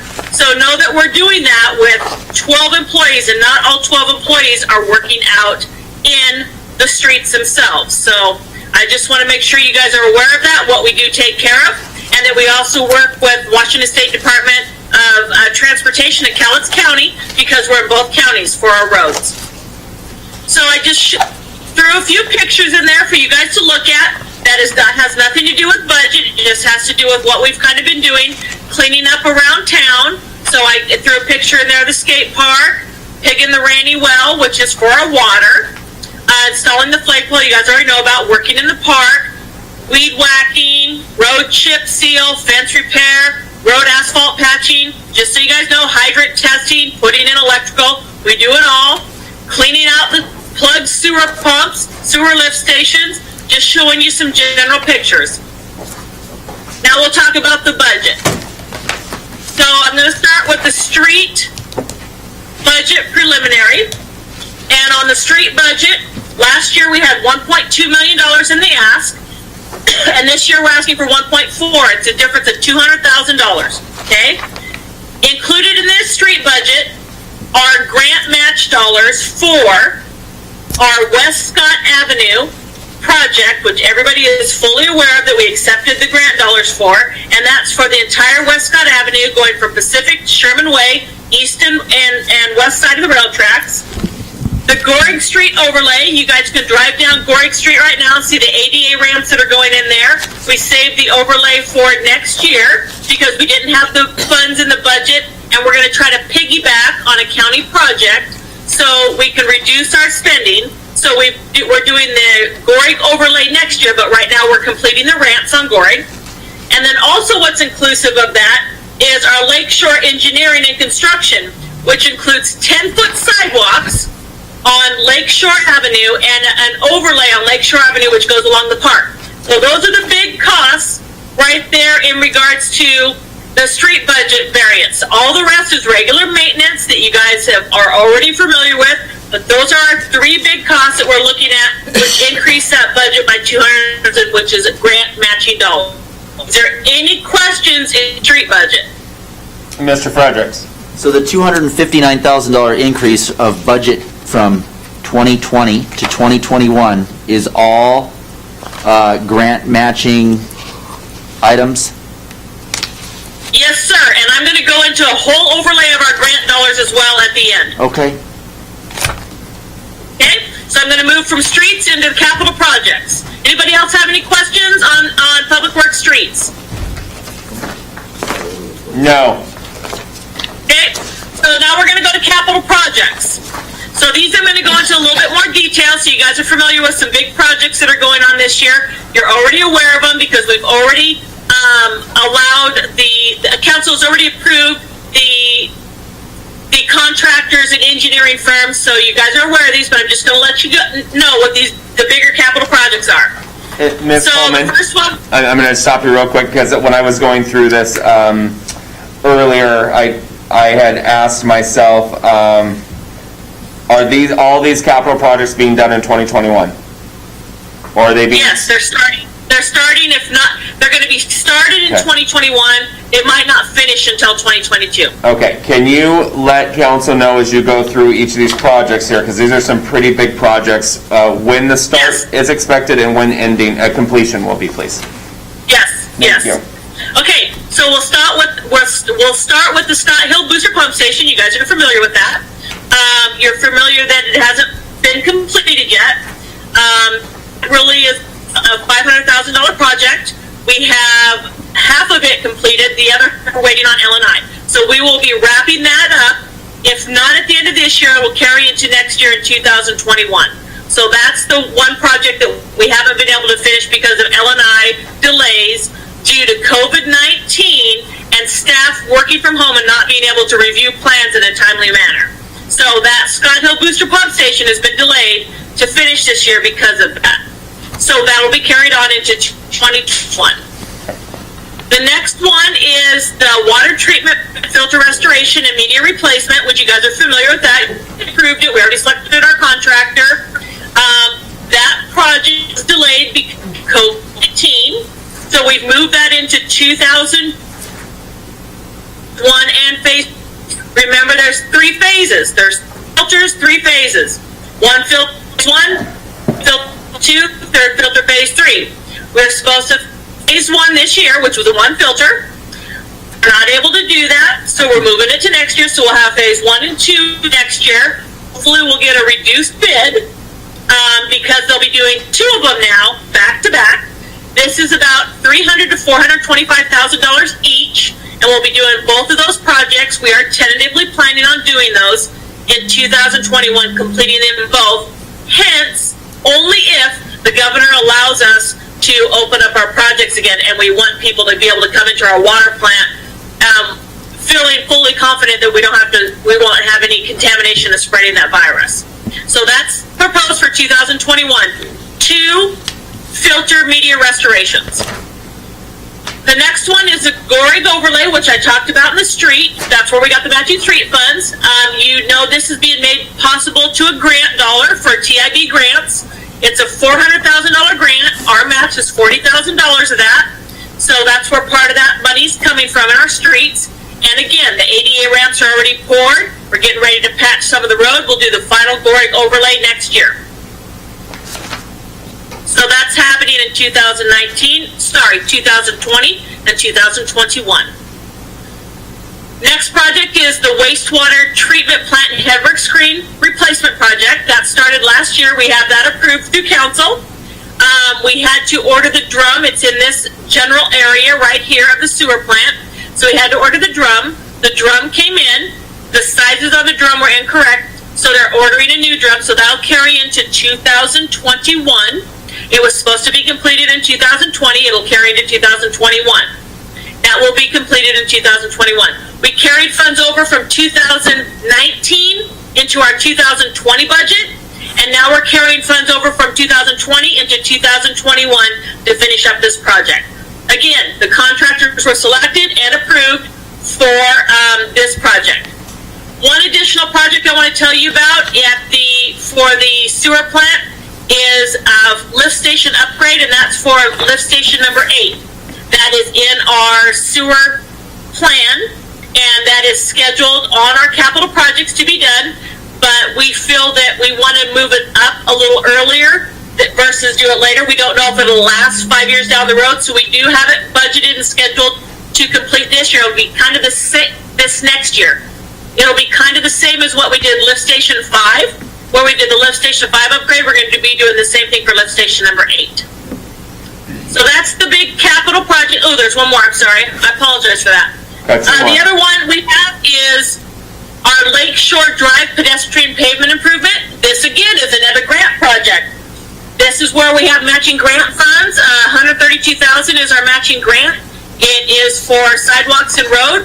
We're putting in a 10-foot sidewalk on Lakeshore Drive for pedestrians and bikes because the road's too narrow, and then we're going to do a full new pavement of Lakeshore Drive.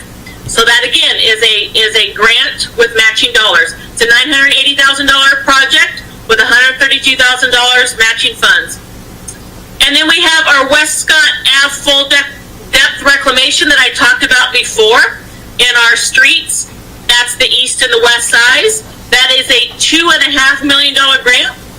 Our matching funds are $250,000. That's a full depth reclamation. So we're also going to be looking at our water lines that are in there, and that was included in their water funds. It includes a railroad crossing, which we have a grant that we went out for the railroad crossing, and we scored very high on that, and we're getting ready to have a meeting with WashDOT and the UTC for a project review to be able to obtain those grant dollars. We haven't been selected yet, but we were sent an email saying that we scored extremely high.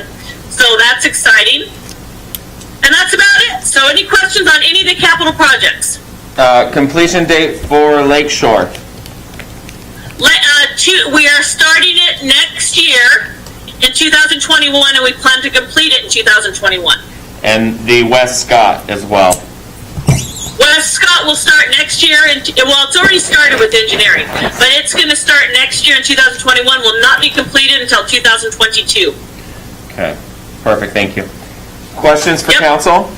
I have a question. Mr. Plaza. So, I'm not sure if I heard, or can you hear me? Can you hear Mr. Plaza? No, let me see if I can turn my microphone up. I'm taking this stupid mask off while I'm talking. Can you hear me now? Yeah. Okay. So I'm not sure if I heard correctly or not, but the very first project that you pulled up, the water tower or whatever it was, yeah, the Scott Hill, yeah, the booster pump station. So did you say that we can't move forward on that because LNI isn't coming down here because of COVID? You're muted. You're muted, Tracy. No, that isn't what I was saying. What I'm saying is LNI has delayed the project because of review of the civil drawings, and the LNI is not working in the office. People are working from home. So the time it's taking them to review the civil drawings is cumbersome, and they've delayed the project because of that. Oh, okay, but any in-person type stuff they would need to do, they've already done, so we're just waiting on paperwork on that then? That's correct. Okay. And one other thing I want to talk about at the water plant is we plan on starting the new reservoir, the million-gallon reservoir build, so we're planning on starting, and I didn't put a picture of that here, but they reminded me to tell you about that. And that's included in the budget. The million-gallon reservoir, we're starting the design on that, and we're starting the construction of that in 2021 to complete in 2022. This is in the water plan, and there is in the budget, there is a $3 million bonding that we've gone out for to be able to do our water plans, which are per our water system plan, meaning that we have certain, that was also part of the FCS group. So we have certain jobs that we have to complete to maintain our facilities, and that was inclusive of adding an additional reservoir. And so when you look at our capital projects, this is inclusive of a 1 million gallon tank reservoir as well.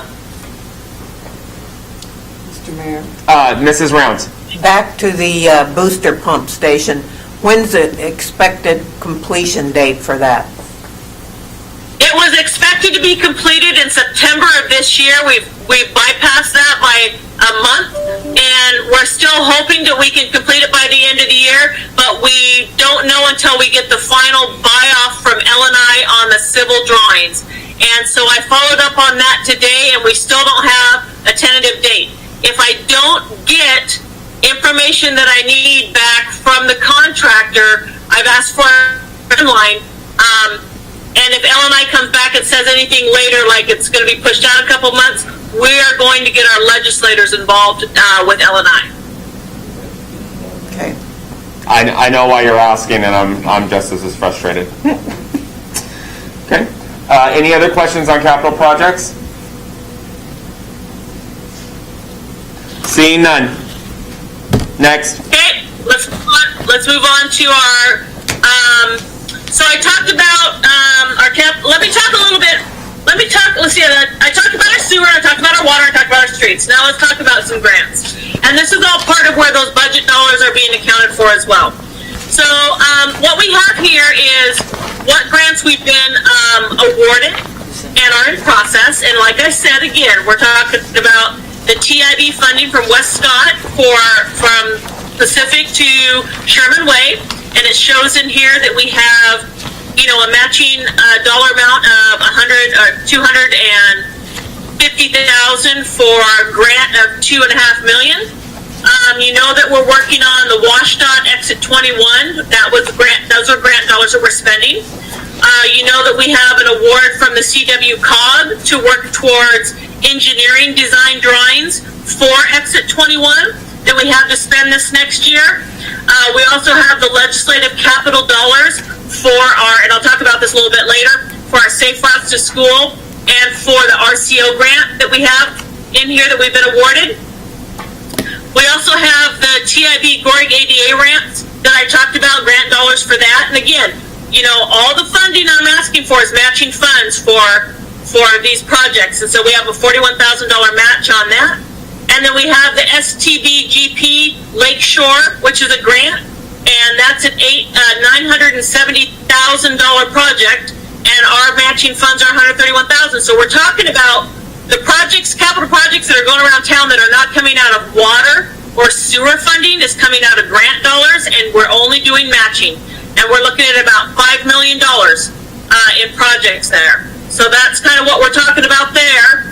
And then if we go down to grants that I've submitted that I'm waiting to hear back from, I've submitted a TIB grant for Davidson. Now all these basically are for roads because we don't have any road funds, so the best I can do is get grant dollars and match what we can.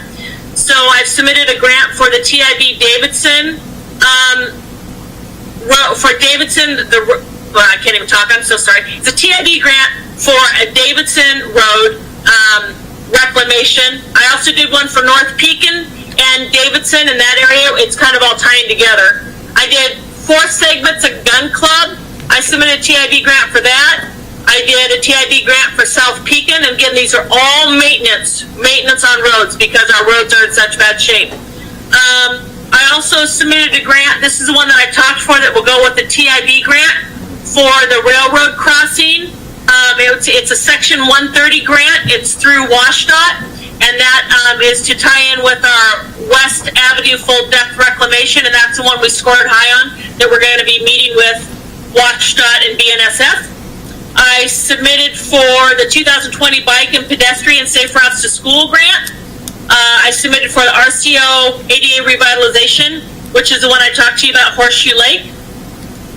That one is, we scored really high on. We scored like 40th on that. We scored 56 last year, or 54, so I have a really good feeling that we're going to be receiving that funding.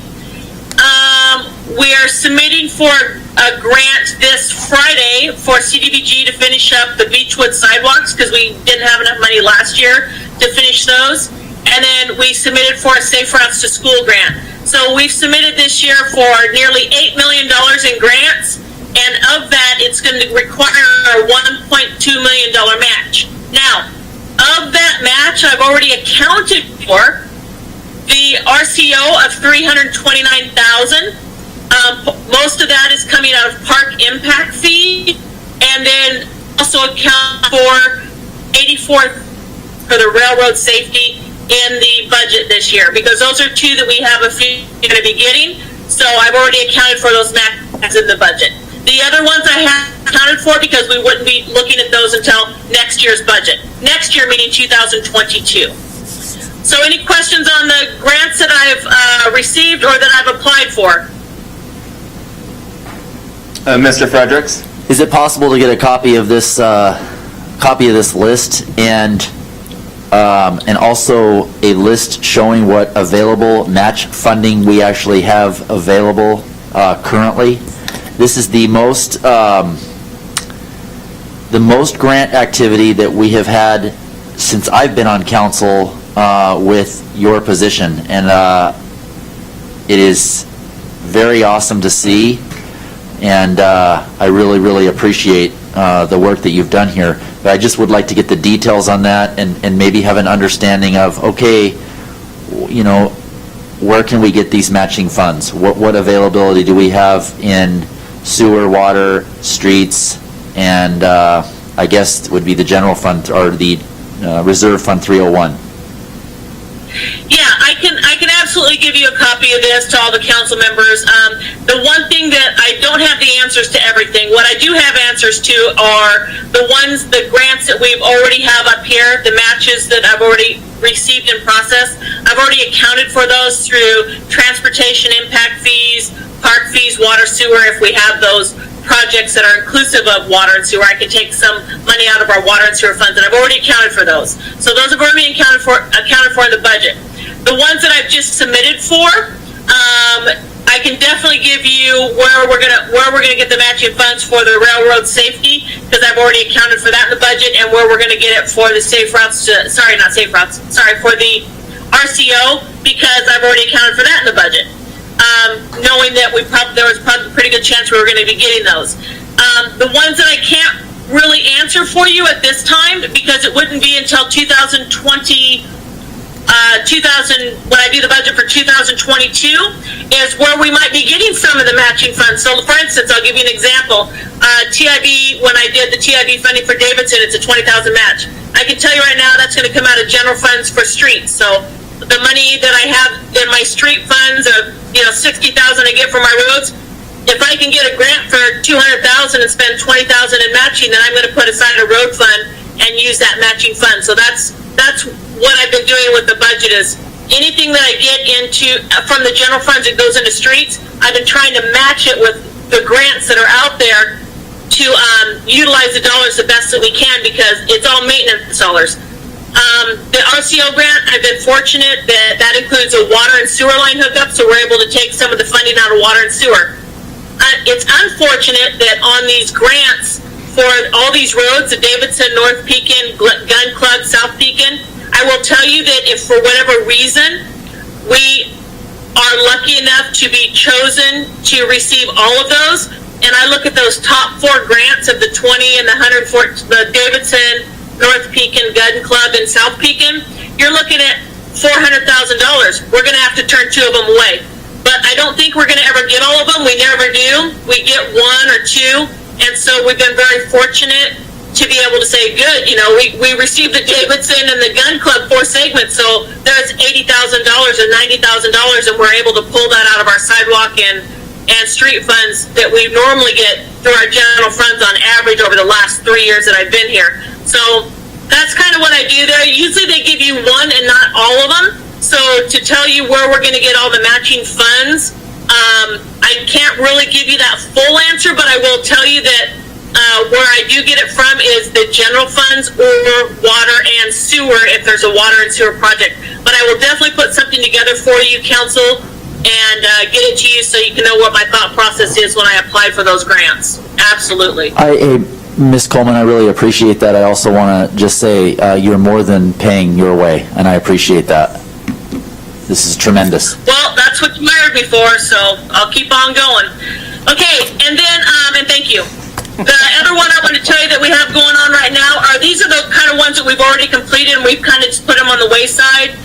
We did the railroad safety crossing. We actually already got that on Davidson. We didn't have to pay anything for it. That was something that I had gone for and kind of fought with them, and then all of a sudden they called me up one day and said, hey, would you like us to put those plates in there? I'm like, yeah, and he goes, okay, I'll put them in for you. And it didn't cost us $1, so I was really excited about that. So that one didn't cost us anything. You know that we finished the Hoffman sidewalks, we finished the Beechwood sidewalks, park sidewalks, and the ADA ramps there off Pacific. We did the community center. We did the borders in the parks. We've already done the, let's see, Horseshoe Lake. We did the electrical. Those are all finished. Can you scroll down? Can you scroll down? We can't see the We can't see the bottom. You just need to scroll a little bit, please. Thank you. Perfect. Yep, and then we have the Port of Woodland where we did that ADA ramp at Hoffman Park and the ADA swing. So those are ones that we just kind of, some little ones that we did, and those are done. That's about $325,000 of grants. There are 3 grants that I'm reevaluating that I didn't reapply for this year. It was a surface transportation block grant. Yeah, I don't think it opened up. Catherine and I were talking about that. We don't think that one opened up, so we didn't reapply for that. The school walk zone improvement, we've applied for that 2 years in a row and we didn't get it. We even received some positive feedback as far as what we need to do. We had a gal that came out and helped us with that, and we still didn't get the grant. So we said, well, we're not going to waste our time with that this year when we have some other grants. We're going to reevaluate those for possibly next year. And then also South Peak and sidewalks, that one didn't open up yet either. We saw something come over by the CW cog, and then it kind of went by the wayside. So those ones we'll save to reapply for next year, but just so you know, that's about, I don't know, gosh, what is it? $1,250,000 in there that we'll reapply for next year. So we kind of keep them on the pipeline. If we don't get them, we apply for them again. So this year we applied for Davidson and Gorig, and we only got Gorig. So we reapplied for just Davidson. So that's kind of what we're doing. We're just, you can deny us, but we're going to apply again. We're like a bad taste, in your mouth. Well, there they go again. So anyway, so any questions on the grants that we have going on right now? No. Okay, so I've gone over the park. Basically, the difference in the park is if we get an RCO grant. If we don't get an RCO grant, the park dollars will go down because we won't be spending some of the money in the park. I've gone over the Public Works Department, and basically the street, the water, the sewer, all the capital projects that we're doing there. You know where the funds are coming from the water and the sewer to pay for those projects. I told you that we're going to have to go out for a $3 million bond. It's part of the FCS group for water. Otherwise, you know where all the dollars are coming from for the streets. It's general fund, and all those dollars that we're spending on the general fund are going to matching grant dollars. I talked to you about the capital projects, so you know kind of what's going on in each category, and I gave you a list of grants. So how's that for 20 minutes? That was, it was actually 19, so good job. Thank you very much. 19 minutes. All right, further questions? Thank you. Oh, Chief Kelly's even getting on the clap action. Nice. Oh, I was so excited. I think I have a bet with him somewhere. I don't know where. Oh, shoot. Further questions for Ms. Coleman?